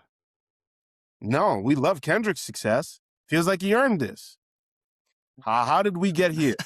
I'm feeling like, from Kendrick's camp's vantage point, they're like, this was settled. This was settled. I mean, like, it's a we know exactly checkmate. what to expect, and it's a checkmate. It's a checkmate. Yeah.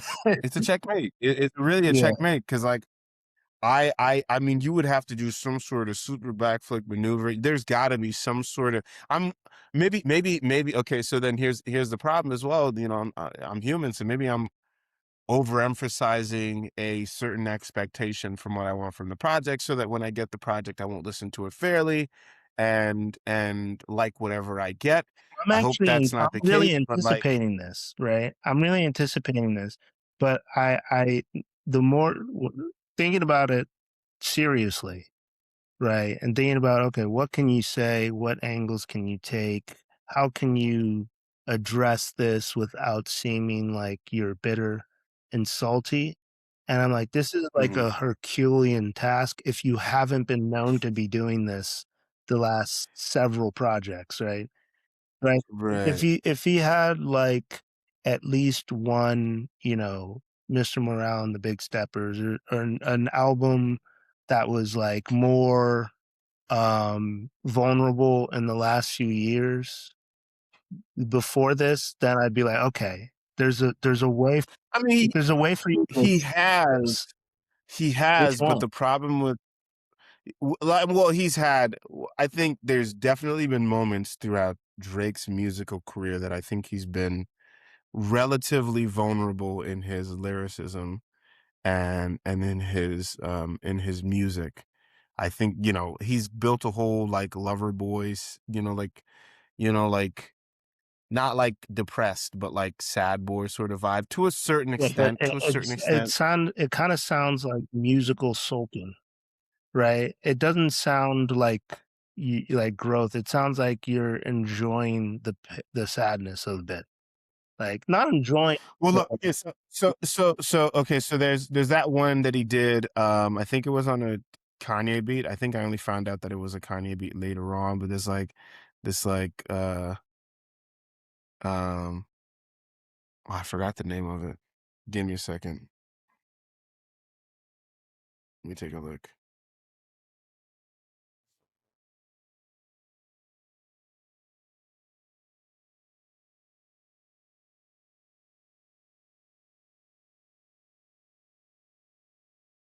Give me a second. What's the name of that song? It's a really good song too. Say What's Real. Is it Say What's Real? What project is that on? Say What's Real. Let me see if I want to hear it.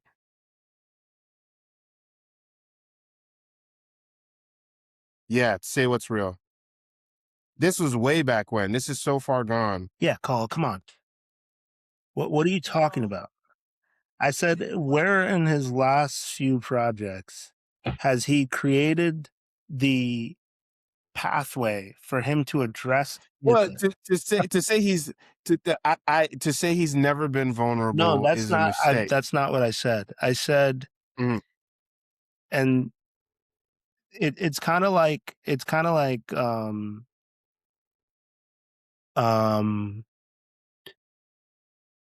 Future Sight, right? Mm. Right. I was gonna talk about One Piece a Yeah, little bit too. it's like Future Sight and One Piece. It's like, were you able to see what was coming, right? And plant and take the necessary actions back then to be able to weather a storm like this, right? And I'd say, Well, there was definitely an expectation. I mean, his ego definitely skyrocketed after his beef with Meek Mill. So you're he going felt in way his too far back, 'cause that was 10 years. What do you mean? That was 10 years ago. I'm talking I'm about explaining the progression of why recently. I don't know what it. Oh, sorry guys. I made Oh yeah. thing. I forgot. Yeah, I can get it after this. Okay. Thank you. Yeah. So I was looking into what I was referring to was the fact that everything that we're getting more recently is only in bold. I don't know if that's the like actual trajectory of his ego. Maybe it's always been growing, but I would say that it definitely skyrocketed after that Meek Mill beef, which has led to definitely led to a modern era of Drake where he's just shooting off at the hip, like I'm like the most dangerous guy out there. Nobody's fucking with me. Like, it's me, and anybody who wants it can get it. I obviously just destroyed this Philly nigga. Like I beat him in a rap beef, and then he did lose the beef with Pusha T, so that definitely shot him back as well. But it didn't hit him and I think that also helped his ego because it didn't like impact his career in the same way that I think the Kendrick Lamar beef that really nailed the coffin for him. So put the nail in the coffin for him. But I think now it's just like I think there's like you can still make your money. We're not talking about like industry wise like money. I think in terms of integrity and respect, though, I'm just waiting to hear what you say. Waiting to hear what you do. I hope it's good music. I hope it. I don't know. Maybe it doesn't have to be anything like introspective or anything like that. Maybe it'll just be such good music that it's just like, we'll forget it Nicole, anyway. we're I'm talking about this from the perspective of things that age well, right? Mhm. How can you age well as Drake right now when there's been no steps recently, right, in his last 5 to 10, well, let's just say 5 years of his discography, right? Right. A portion of me, sorry, so real quick side note, a portion of me is still kind of stuck in the days where like Drake only had like those few projects.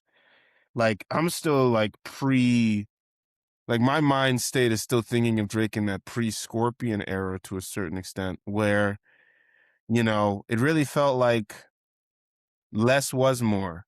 Like it wasn't quite as much as we've been getting recently, where I've forgotten like the last 4 of his projects. There's too many Drake projects, in my opinion.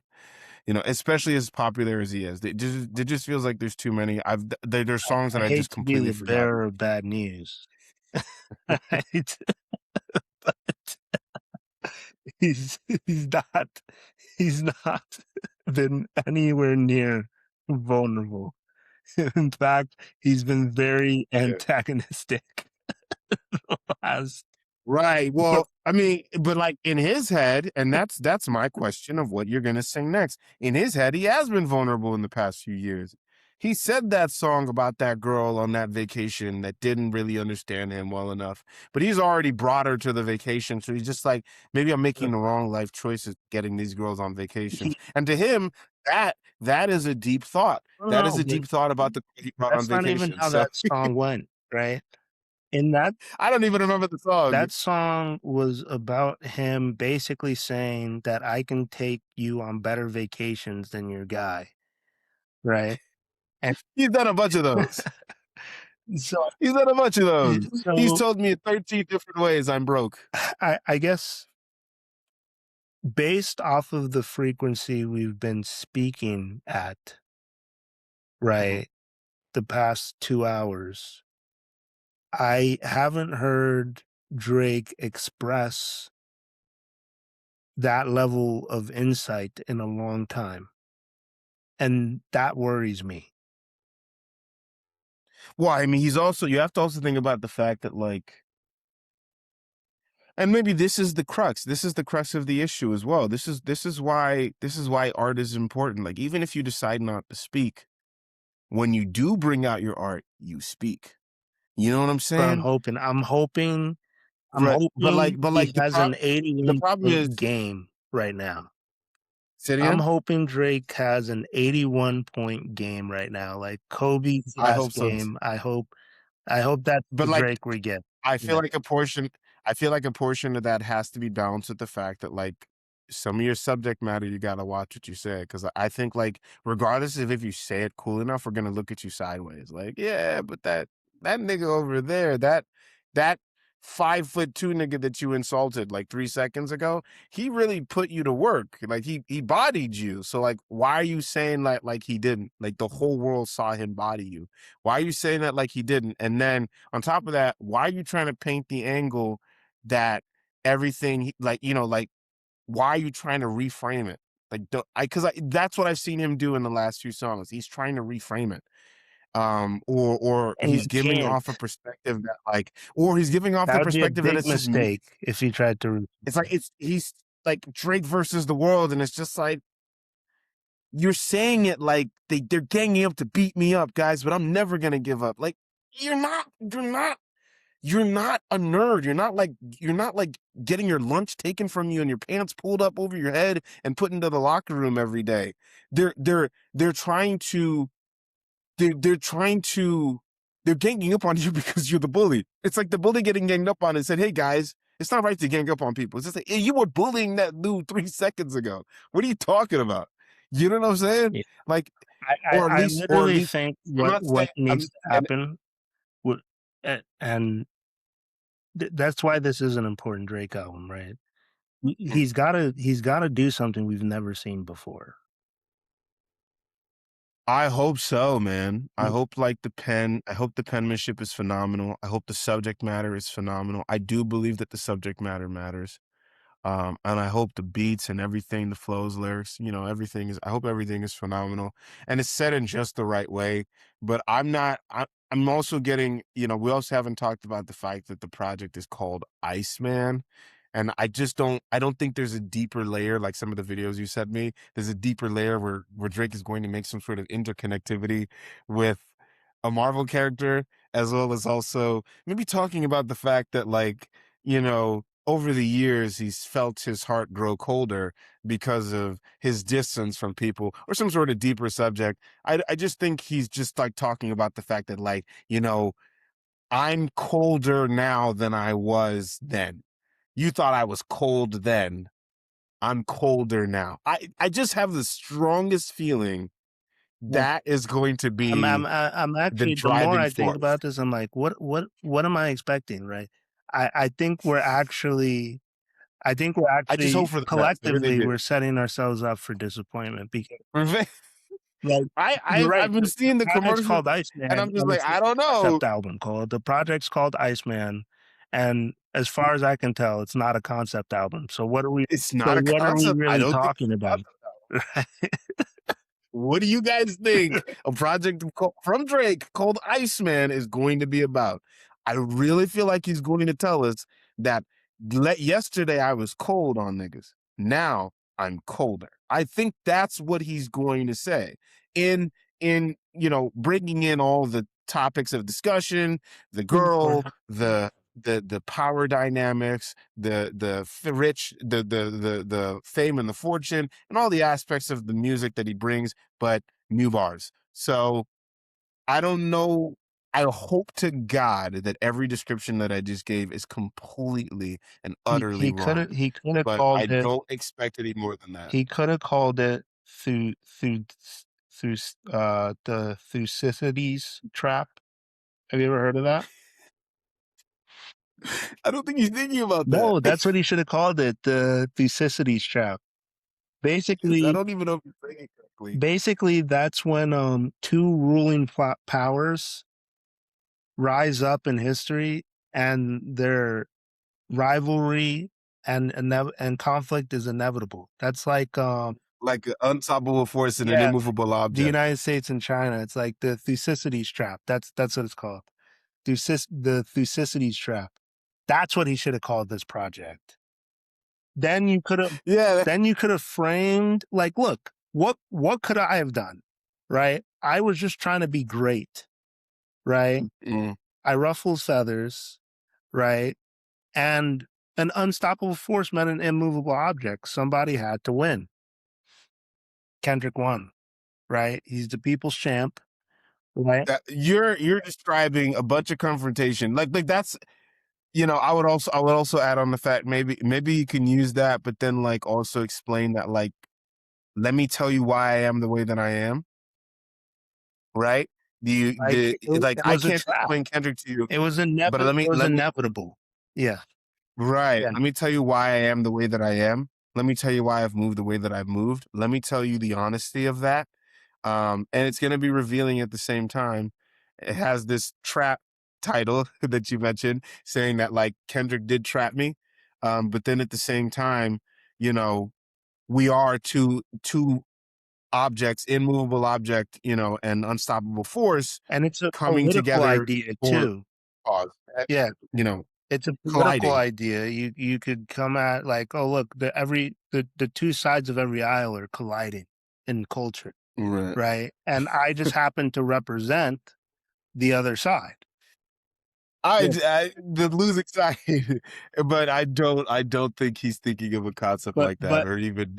Look, we should be in his camp. We could have made this maybe the greatest concept. Okay, so then you give him that title, and the name, the first name of the title, I don't even know if you're saying that correctly. The Thucydides trap, is that what it's called? I think it's correctly pronounced the Thucydides trap. Thucydides? Yeah. Let me actually make sure I'm saying that correctly. I'm gonna send you the link. Thucydides. I don't even know how to spell that. Thucydides. It's a perfect analogy for what happened to him. And okay, oh wow, would be the established power. Thucydides trap, coined by Graham Allison. Right, but I don't. Right. Okay. So I don't think he's thinking about that. I don't think he's not considering. Of course he's not. Right. That's the problem. But like, because here's the other issue. The first name, Thucydides, right? That name would indicate like, okay, we're now stepping into a project, right? When rappers put like such complicated titles into we're now stepping into a project that is going to be, by indication of that complicated ancient title and name, is going to be at a certain extent complicated, maybe a bit ancient in its language, maybe a bit, you know, that it gives an indication of that, and that does not represent an ounce of what Drake has said his entire career. What I'm almost trying to say, right, is that's the level of thinking that will get you out of this situation, right? Artistically. But if you just call it Iceman and it's about all the ice you wear. There's also that. Yeah. I mean, that's his layer. Yeah. It's going to be a combination of or maybe he'll surprise us, but it's gonna be there's definitely gonna be an Iceman bar from Marvel. I'm telling you. But Oh, of course there is. The guy's middle name is Drake, I think, in Bobby Drake or something. I have no idea. There's gonna be a clear. There's gonna be a clear connection between Iceman being that sort of colder persona in combination with Iceman being Iceman being the indicator of who I am based off the amount of jewels that I have on my person. So um I just hope it's more than that. But then again, There's I don't know if that's the correct thing to hope for. If anything, which leaves me with the uh with the solution here, or the thought that, hey, you know what? I just hope the music's good. I expecting that. Oh, colon. Um, it's just that's a different persona. That's not him. So I hope the music is good at the highest level of quality of what. Why are you looking at me like that? You just hope it's good. You just hope it sounds good. I just hope it's good. And like that's what I can hope for this one. I hope it's pleasing music. Wow. I just hope it's good. I don't need the toxicities trap. I just gave That's a him quick another update. one. There's a 1939 play called Iceman Cometh. Right. Look, I'm doing his job for him. Right. Iceman Cometh by Eugene The Ian. 1939 play, Iceman Yeah, Cometh. Drake.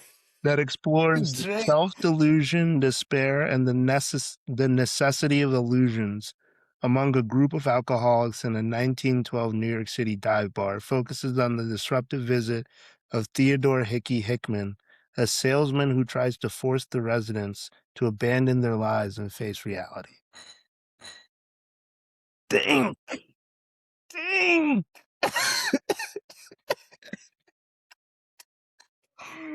At most, he might make a vague reference to it. I don't know if he's This going is to the go into the depth problem, of the narrative.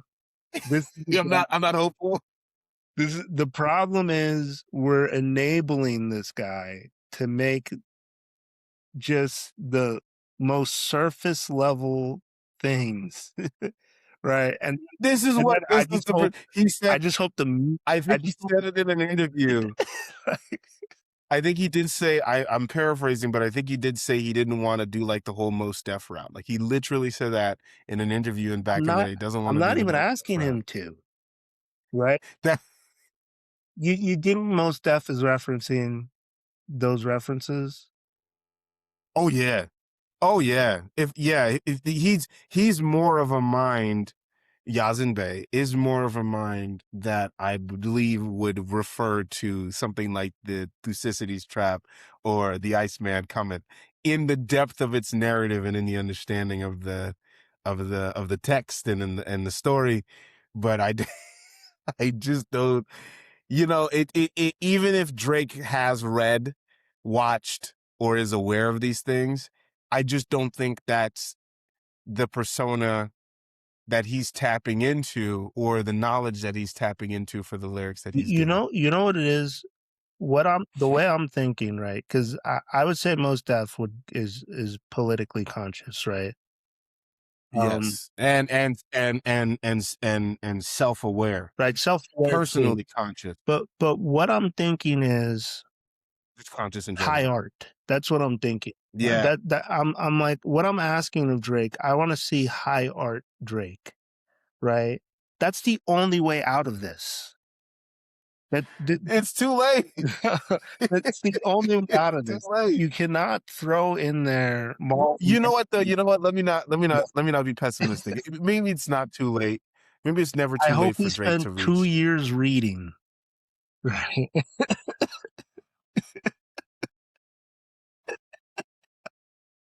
Oh, he spent 3 years reading. Came back. He's all of a sudden wearing glasses.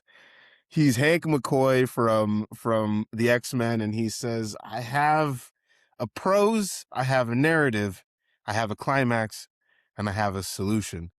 And now we must make a project of the Iceman Cometh." or the you what is it called? The Thucydides The trap. the Thucydides, the Thucyd whatever trap. so, so I just don't think that's in even if he has that information, even if Drake is like some sort of, you know, super personal reader and a personal connoisseur of the fine arts.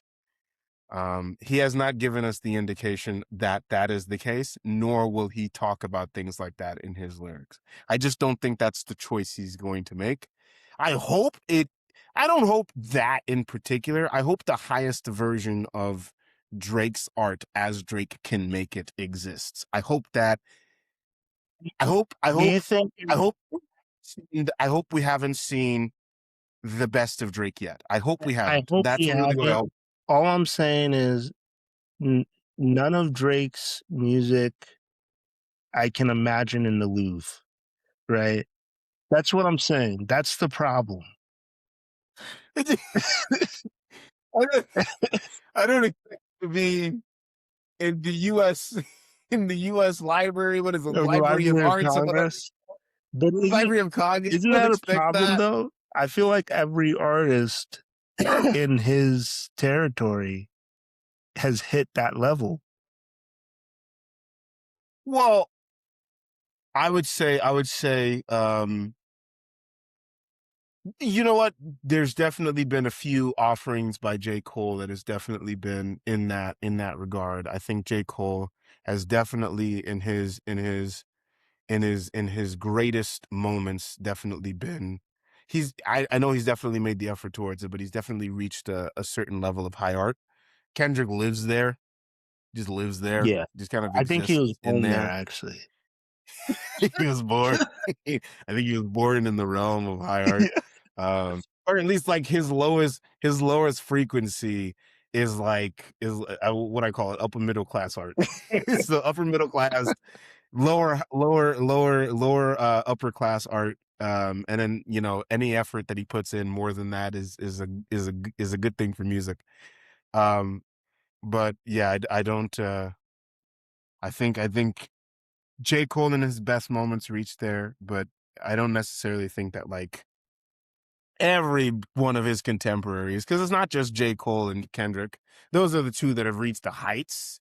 But you know, his other contemporaries are like who else is his other contemporaries? Who else is in that generation? At that level? Meek Mill. Meek Mill isn't a high art. No, he's not. Meek Mill isn't high art. He's definitely a better lyricist, but he's not a high art sort of person. He's not. But he's definitely a better lyricist. Yeah, he is a better lyricist.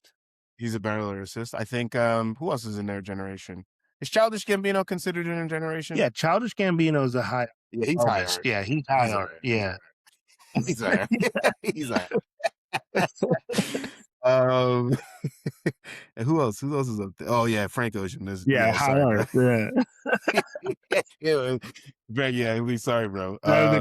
Tyler swinging from nowhere, definitely high art. In a variety of moments, and if it's not like, let's say, and I'm not saying like it's just necessarily in their lyrics. I think it's just the overall composition of music. There's just like that's phenomenal.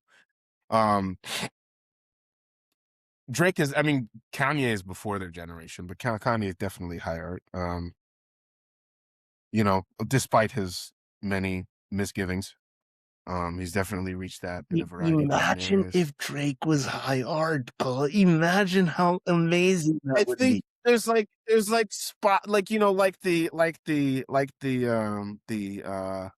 song that I just brought up, Say What's Real. I think things like that. Yeah. There've been some but all of that been some is I hope that's not behind him. That's all I'm saying. Right? I'm saying I hope that's not the best. Yeah. I hope the best is yet to come. And I hope, and I mean, like, I'm less curious about Drake sounding more like Kendrick. I'm more curious about the heights of Drake in high art sounding like Drake. Right? I'm like, that's what I would like to see. If I was in his camp, you know how there's certain people in this camp like Bendadon saying that, oh, you need to rap more, you need to it's Mhm, not just the fact that we want rapidy rap Drake, right? It's mhm. I want Drake to mean something because his what he That's the high art. what Yeah. he could say from his perspective would be groundbreaking. Right, especially Yeah. with the level of skill. I mean, like, despite the rampant rumors of um ghostwriters and stealing and not giving credit, you know, it's one thing to work with these artists, but it's another thing not to give them any credit. You know, that's terrible. But, you know, and also a lot of the videos that have come out with, you know, whatever has actually been founded, and I think some of this has been founded, but a lot of the videos that have come out with like the what's that thing called, the track, what's that called, that like that they like the song. Jesus Christ, I forgot the terminology. There's like a track that has the original idea, the original flow, or at least in a certain extent, and then Drake like, oh, let me just, you know, like you know what I'm talking about? Mm. Oh, the reference tracks. No, reference track. Oh my Yeah. God, thank you. The reference track. The reference track. There's been a few of those reference tracks that have come out that have been extremely damning. That just kind of just like, oh man, I don't really know what you did, because I didn't think it went back as far as I thought. And this is what really hurt me. I thought if you're reading this is too late was all yours. I thought that was all yours. Like I thought, Ye like I really, yeah, I thought that was all yours. I And that, to come up with some of those songs, to come up with some of those songs that like that like they weren't, or like there is this much of a reference from the reference track is absolutely absurd. And it's just like, for me, it's real simple. It's real simple. Please give the person who helped you do this track his flowers, because they absolutely deserve it. They just elevated your career. You can perform the music well, but just give them the credit. Give them what they deserve. Allow them to flourish in their own career. Be okay with their growth, or at least that's what it feels like as all the information came out. So, um, yeah, that was not great, and that didn't help. But I do believe there's a certain element of Drake's career. There's definitely you're not untalented. I'm not saying like everything you did is a reference track. You didn't start off stealing. There's no possible. You can't afford it at that time. I can afford to be buying reference tracks do you from do people. you You have to be able to come up with stuff now before you get the opportunity where like you're so big. I might need to get like hire a writer, but I'm not going to. But I feel like, you know what I'm saying. yeah. It feels more understandable. Yeah, but do you think that um But give them credit. hmm yeah, do you think that if he went that route, just many people would just stop listening? Is that the calculus, right, that these people make? And the reason why it's hard for me to believe that they would stop listening is because, like, we still talk about Shakespeare, like, we still talk about, like, even Right, someone like Banksy, right? Like, I was right, looking at, you know, his following, and I'm like, this dude is like hugely popular, and he has right. not sacrificed the message. He's not. Right. I mean, Mm, look, it's the issue. The issue there is, I mean, this is why, at least in my opinion, this is why the battle really for me between Kendrick and Drake, it fell upon what vision of hip hop do we really want to succeed? What vision of hip hop do we really want to succeed? And I believe that what he what he emphasized was and he did it in such a way because he had such a high level of he does. I don't care what anybody says. He has a high level of skill. If he didn't have a high level of skill, we'd all be doing it. So he has a high level of skill. So let's stop there.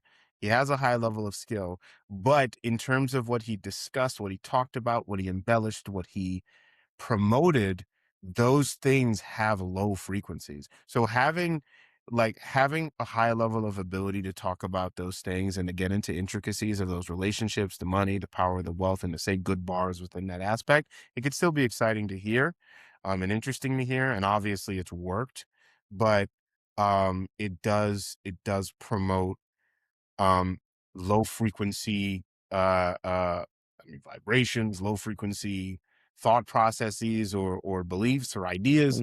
And I Frequency believe that, manifestations, say it again. low frequency manifestations. Yeah. Precisely, which I believe that doesn't you're not you don't choose that frequency to uh you don't choose that frequency to, let's say, influence and impact people. That's not the frequency you choose to influence and impact people. You choose the frequency that hits something deep, real, honest, um, exposing, revealing, challenging. Those are the frequencies that hit people, that stay with people, call people to reflect upon themselves. That's what music does. Call people to feel something deep and like primal to a certain extent. So real.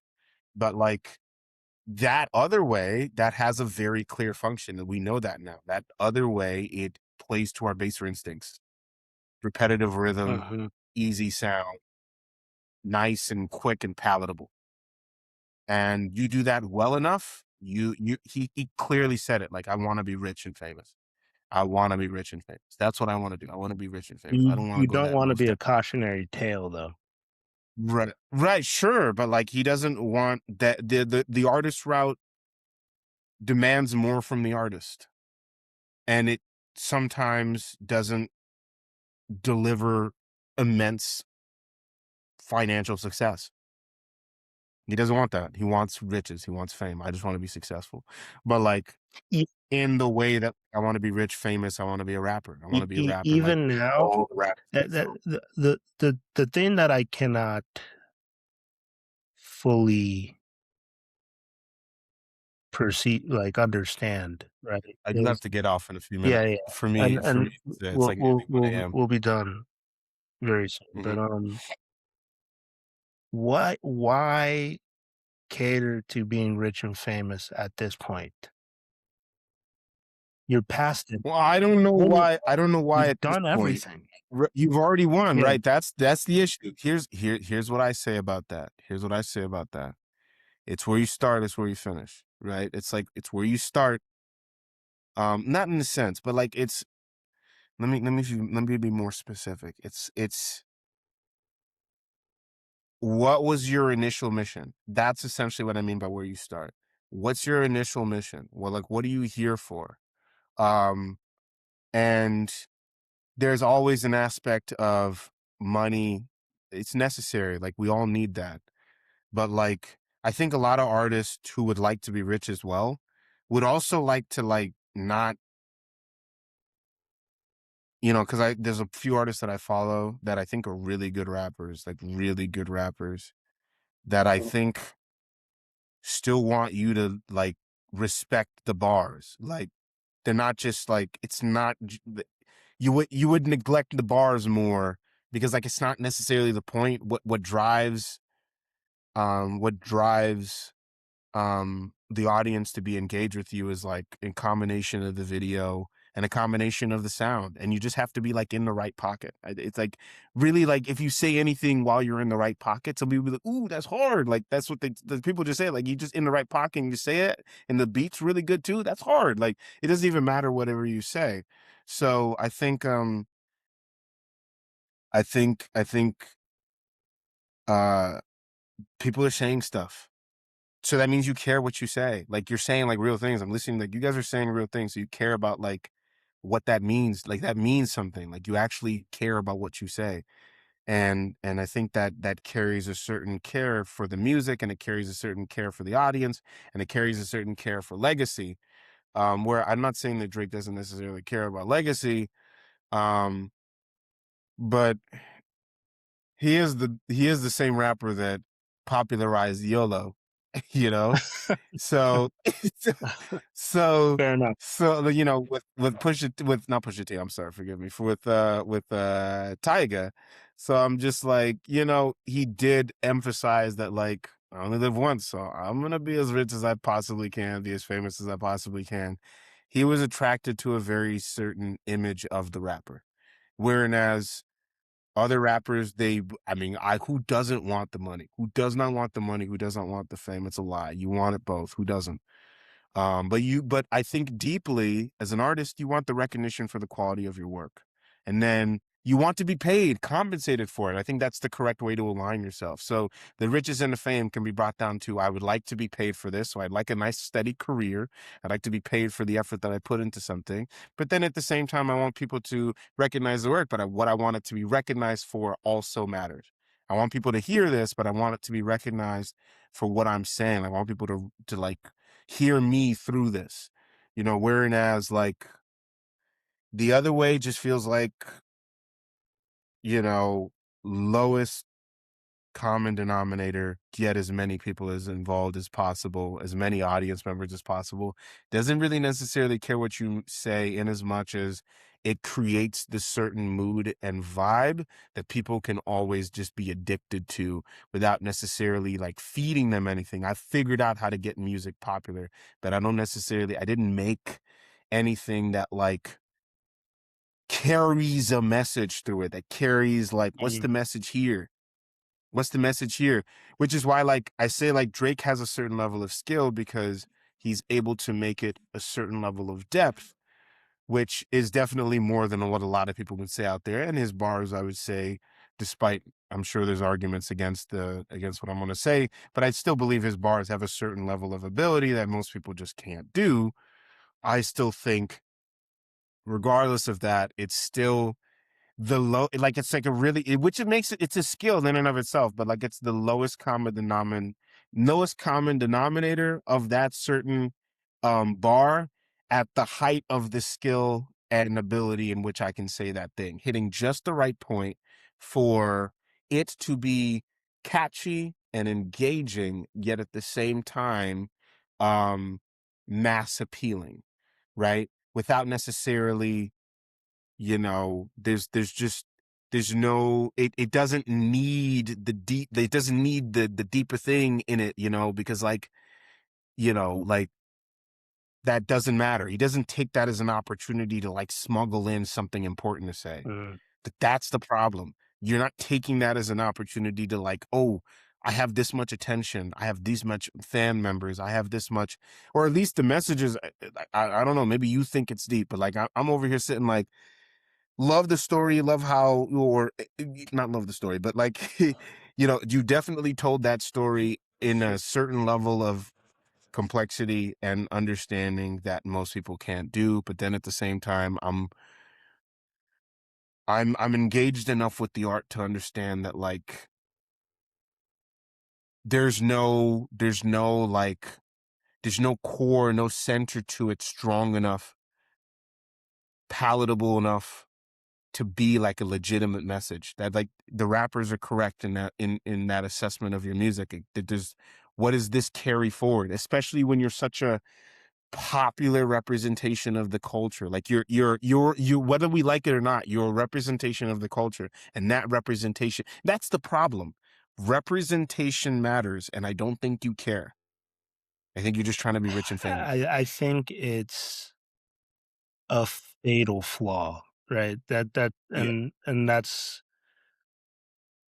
not what I want for his catalog. Although we just went on a full Drake No, I psychological mean, lyrical breakdown. Oh man, we just stop talking.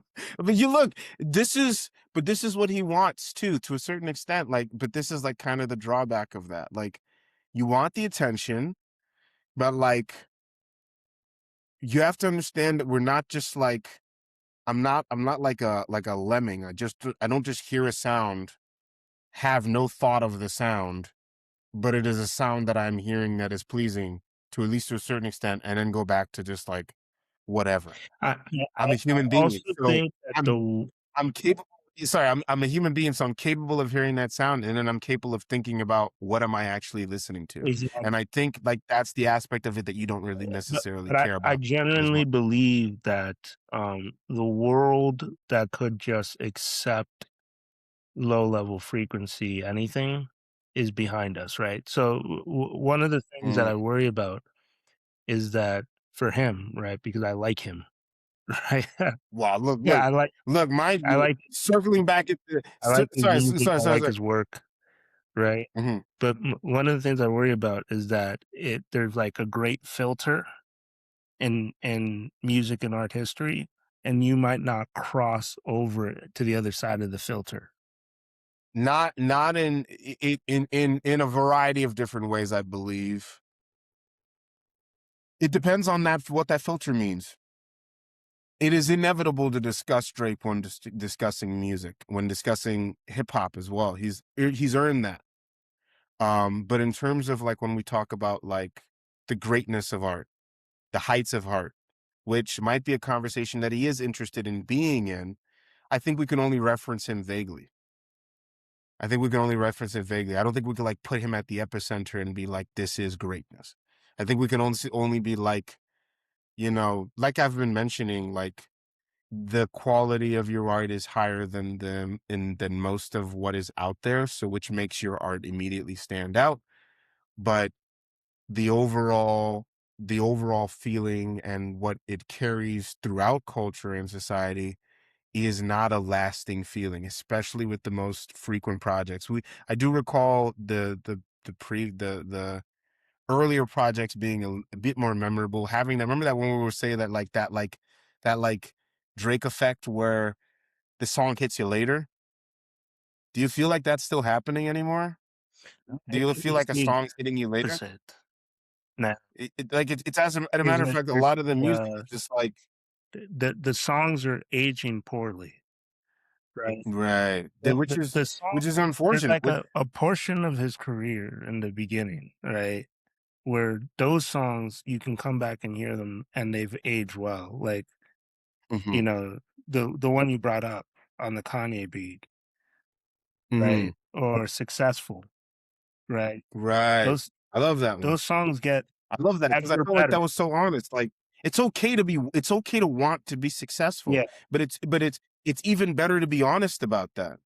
That's what we want. We yeah. love the honesty in that. Those songs are just gonna keep getting better, right? Right, right. Those songs Those pass yeah. the filter, right? But Right. then there's songs that like, you know, post like 2016 that you go back to it and they're actually worse now, right? Because what you said when you really think about it didn't make sense, Right. right? Or it taught us nothing, right? Right. And It didn't it might have last. actually Like made us regress by listening to it. that's what Yeah. I'm saying. That's the problem. It doesn't when music is a feeling. What does it feel like when we go back? Like, like the other ones stuck with us. It was a good feeling, some of those earlier songs. Like, even the ones that people didn't like, the best I ever had. I know, like, a lot of rappers back in the day didn't like that one, best I ever had. But, like, it lasted a lot longer, forever lasted a lot longer than a lot of the stuff that you're doing now. Mind you, it's a nostalgic time when you were on the come up. It felt, maybe, obviously, you felt a bit more hungry, but I think at this point, like, it just it does there's no food for the soul, and I don't think you care, and I think that's the problem. There's no food for the soul, and I don't think you care. I think at the end of the day, what fed us previously was that ambition. I want to be successful, which is an ambition that we can all totally understand. Who the hell doesn't want to be successful? Um, who the hell doesn't want to be successful? But I think what happens is, like, over time, uh, whatever feeling that we're getting from you through your music just started to it started to dissipate because like I don't understand you. Like, why you insulting me for going to a freaking Arby's, man? Like that's what can that's what I can afford. Let me go to an Arby's. I don't go to Arby's. Like, why you dissing me for going to Cheesecake Factory? I mean, you went to the Cheesecake Factory some of your songs, but like, oh no, it was very specifically the Benihana thing. I think it was. I don't even know, but we know what I'm talking about. Um, but yeah, there's a lot of that just like over the years, it's just like, but like it still fits the persona of hip hop. It just doesn't leave us with anything, and it just doesn't leave us with anything. And I think over time, that's just not. I think it's just short-sighted, to be honest. Yeah, Uh, yeah. I think Yeah, I yeah. I mean, like it's a that's the short-sighted strategy, and we're now seeing look, man. we're He said it. seeing You only the live once. shortcomings of it. So, You only live once. yeah, so yeah, and that's basically it. There's two different things. Well, let me say that I forgot the AI point, but let me say this about the you only live once thing. So about the you only live once thing, I think here's the difference between him and the other artist who says that. When I say you only live once, what I've come to a conclusion on is like, I only live once. I want to do something. I want to do something remarkable. Um, and remarkable like artistically. I want to do something remarkable, like legitimately remarkable. Um, whereas, um, I think when he says you only live once, he's like, well, isn't the point to be rich and famous? Like that's what we all aspire to live, to have heaven on earth. Which who doesn't aspire for that? but But like I all you think have. people say it again. I said, but then that's all you have. That's all you have. And mind you, Adonis and his family will be set. But like they're also going to be carrying forward, like think about the Michael Jackson family right now. Michael Jackson been blowing up recently. Like they just got they just probably just got another second wave of millions off the views. I think that tells you a lot there because he's now the first artist to have a top 10 hit in Hmm 6 decades, right? I think Don't Stop Till You Get Enough or one of the songs from Thriller or something is back in the top 10 again, It's just right? insane. That's But the way reason it later than can his. be, though, the reason it can Mhm. be is because when you go back and you listen to what he said, when you go back and you finally catch it, right? It's still a bar. It's still a It's bar. still a bar, That's the and it gets that that yeah. motivates the. Here's the trade-off. Here's the trade-off. You go the route that Drake goes, and you push it to the extent that Drake's pushes it, you become rich, you become famous. You get accolades here and there. Um, but your music will only ever impact us to a certain point. As a matter of fact, at a certain point, we will turn on you. We will turn on you. And mind you, that's not to say that nobody faces some sort of resistance at a certain point. I'm sure Kendrick is experiencing his own level of resistance now from the Drake fans, so on and so forth. But like I think it's also going to show Loser. that on the other route, um, it might be lonelier.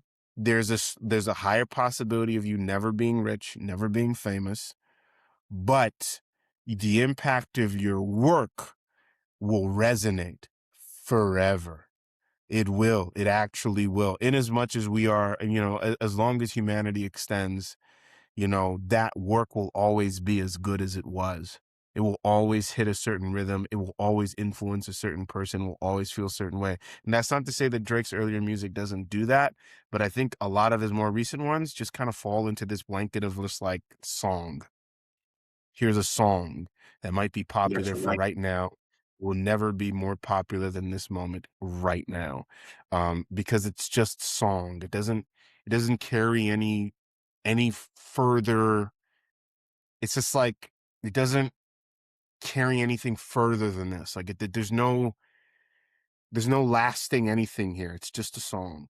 And I believe that's his temperament. That's just what he believes. Like that's just what he believes. He just like what are you talking about? Like the real game is to be rich and famous. Like So just make the song. It doesn't matter if it means anything. Like, just make the song. I don't want to I do that think whole it's even worse than that for him. For him, the real game really is analyzing to this, be man. relevant. Say it The again? real game for him is to be relevant.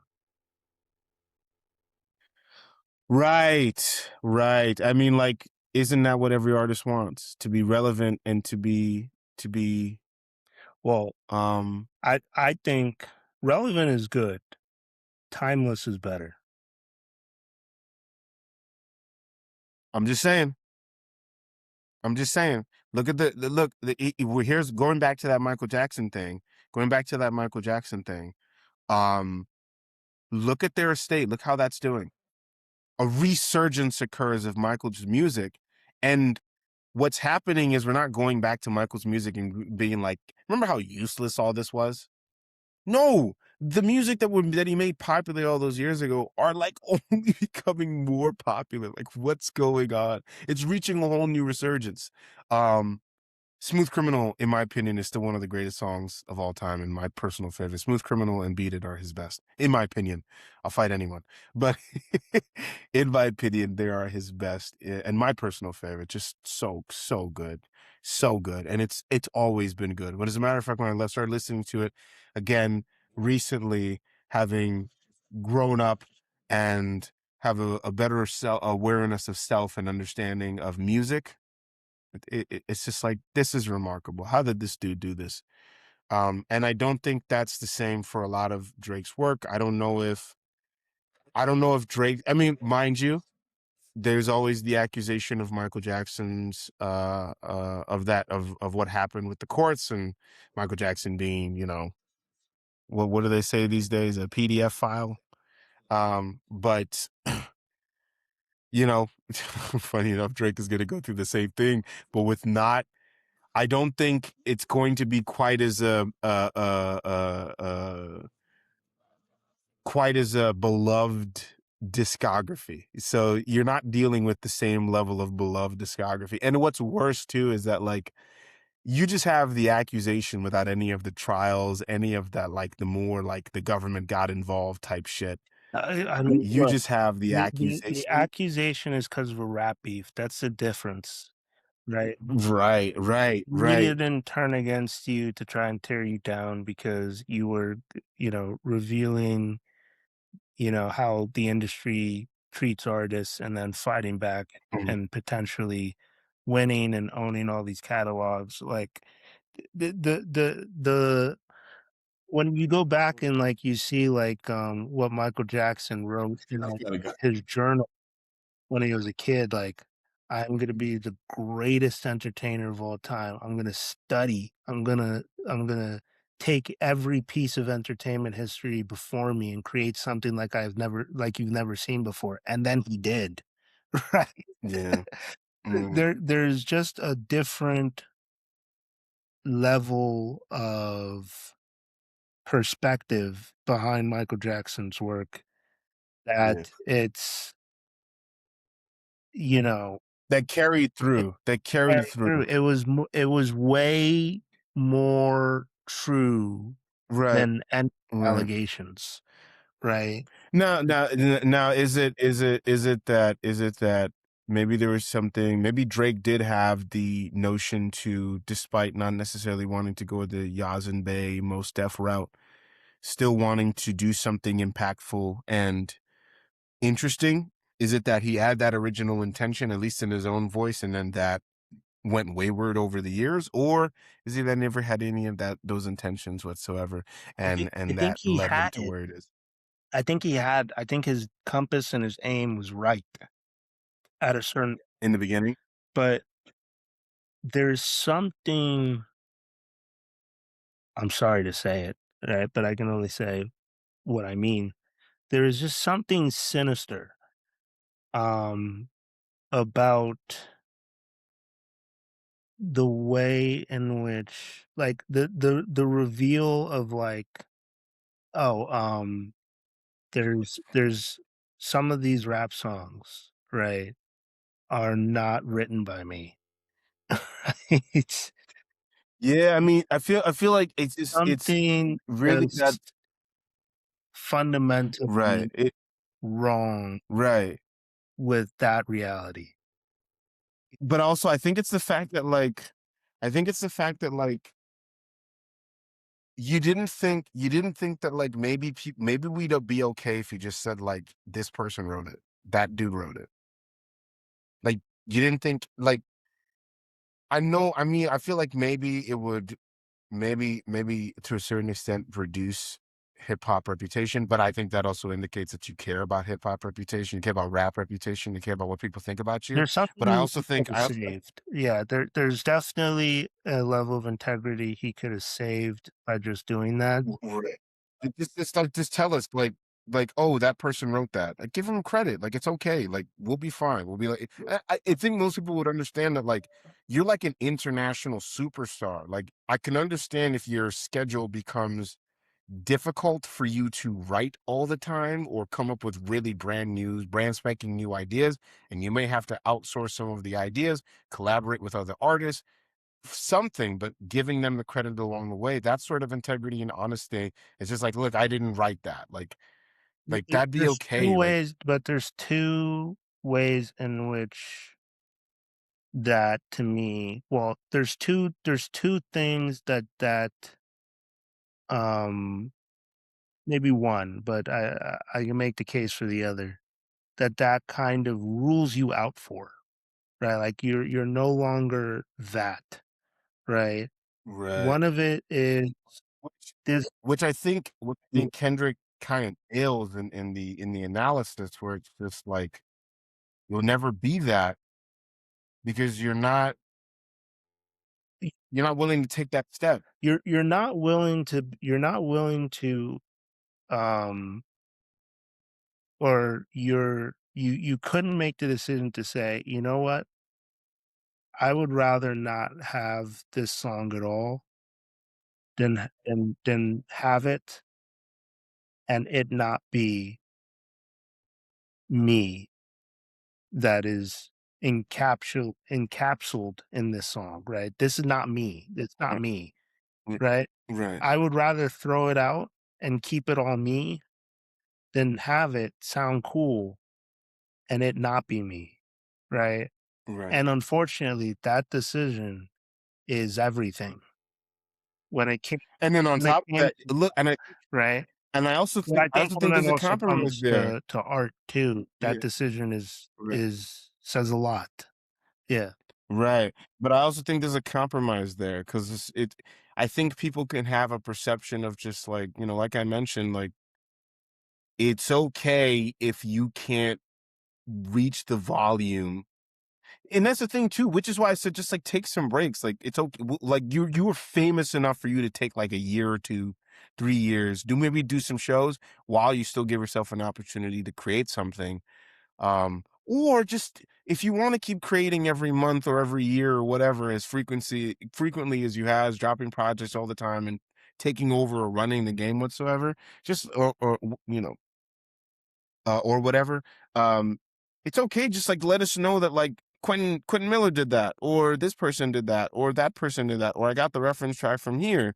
It's just like I don't think it's I don't know. Like I don't know. I Maybe I don't I don't understand think it's anything about okay. public I relations I stuff. I think I don't think it's okay. I don't think you can reach, right, some of these levels and that be okay.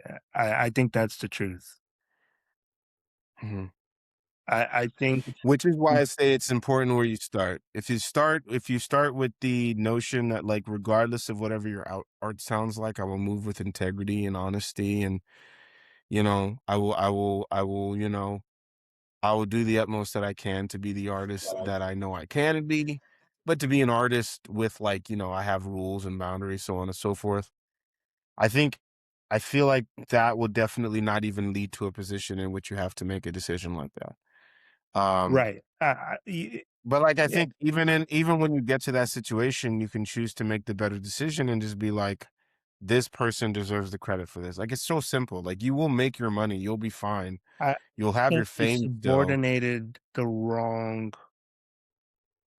um, or he subordinated the right, the things that you're supposed to be, you know, focused on, he subordinated those things and and pedestalized and highlighted and you know promoted the wrong thing about all of this, right? I mean, I think like when like what do you think yeah, what do you think the characteristics of a person would have to be for the topics of discussion that Drake has been rapping about for several years? What do you think that person is like? Like what do you think that like you know what I'm saying? Like the things you've been talking about for several years, you know, what do you think that person is like when every angle sounds like the angle that he sounds that it sounds from, despite his level of skill, it makes sense. it Yeah, you're right. It does make sense. it all lines The up. person So like behind it is, what Drake is, but and like you have to be a certain way to say these things. So that's always true. There's always a line between from the artist to the art. But let me end it there before we continue. I feel like that's a good I feel like it's a good place to end it. There's a line from the artist to the art. But I think that's a good place to end it. I gotta go to sleep. I am tired. yeah, But look, we got a bunch of content today. I think that was a 2 hour, almost 3 hours worth of stuff. So we'll definitely have a lot to clip. And yeah. I think we could do this. We do this once a week. Well, this I think needs to be. I think we need to wait till Iceman comes out before we do another episode. Right. Yeah. The timing of it is Yeah, going to be perfect. So we're talking about Drake. We're yeah. talking about, I mean, So he's like, I'll this is work actually on perfect. what we That have right timing. now, and I'll figure out a way to put it all out. And then let's do another episode after Iceman comes out, and we'll talk about, you know, When Iceman comes out, what, next week? May 15th, next Friday. May 15th. Yeah, Next Friday. Okay. yeah. So, well, I still think we should do an episode maybe this weekend as The well. re We'll the talk about reason something else. well, Oh, you want to wait? if you have other completely different things to talk about, uh, Yeah. then we can do that. You want to give us time?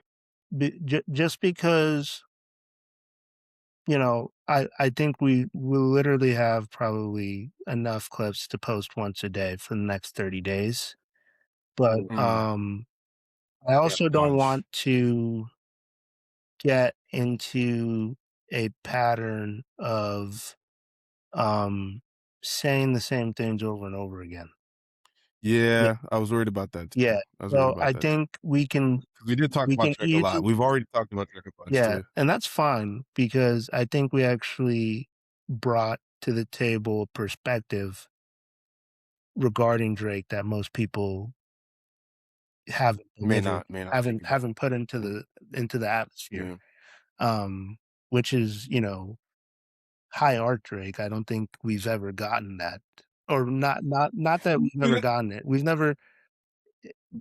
We haven't gotten it consistently and in a Right. long time, I think. But Right. so yeah, I think the perfect cadence would be every other week, to be honest. But Mm.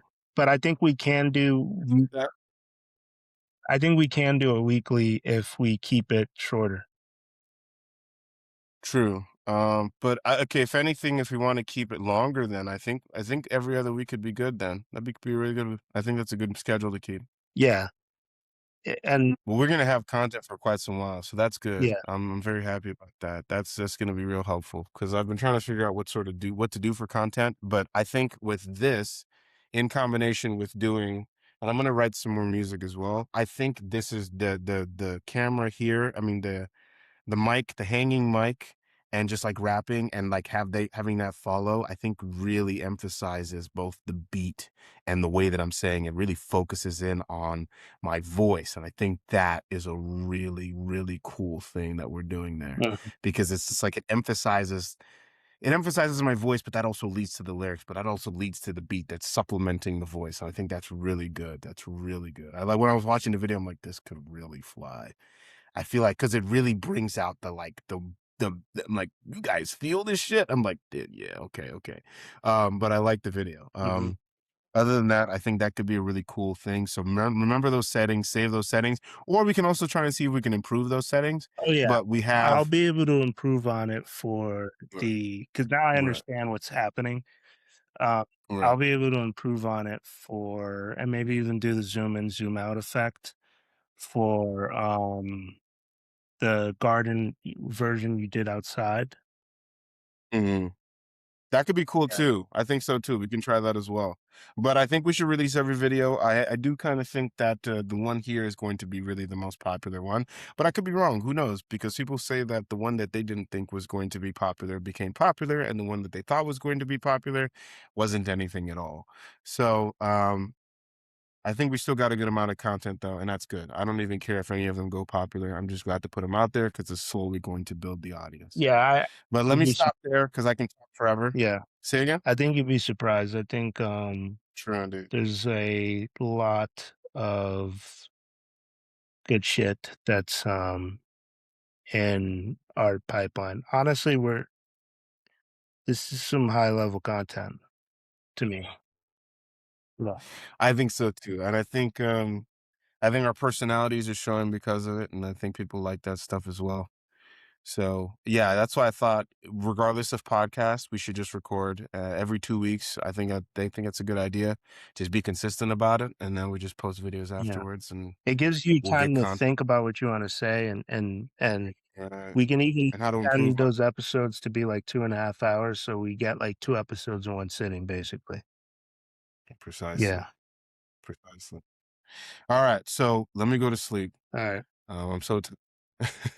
I will talk to you. Probably talk to you relatively soon. Alright. But yeah. We'll keep the. I'll talk to you about the videos and stuff, and keep sending me updates and stuff, and let me know when you're done with the captions, Yeah. and also let me know when you want to do what's the schedule for the videos that we have already. Alright, no problem. All right. Alright. Well, other than that, have a good night. You too. Good night. Bye. Bye.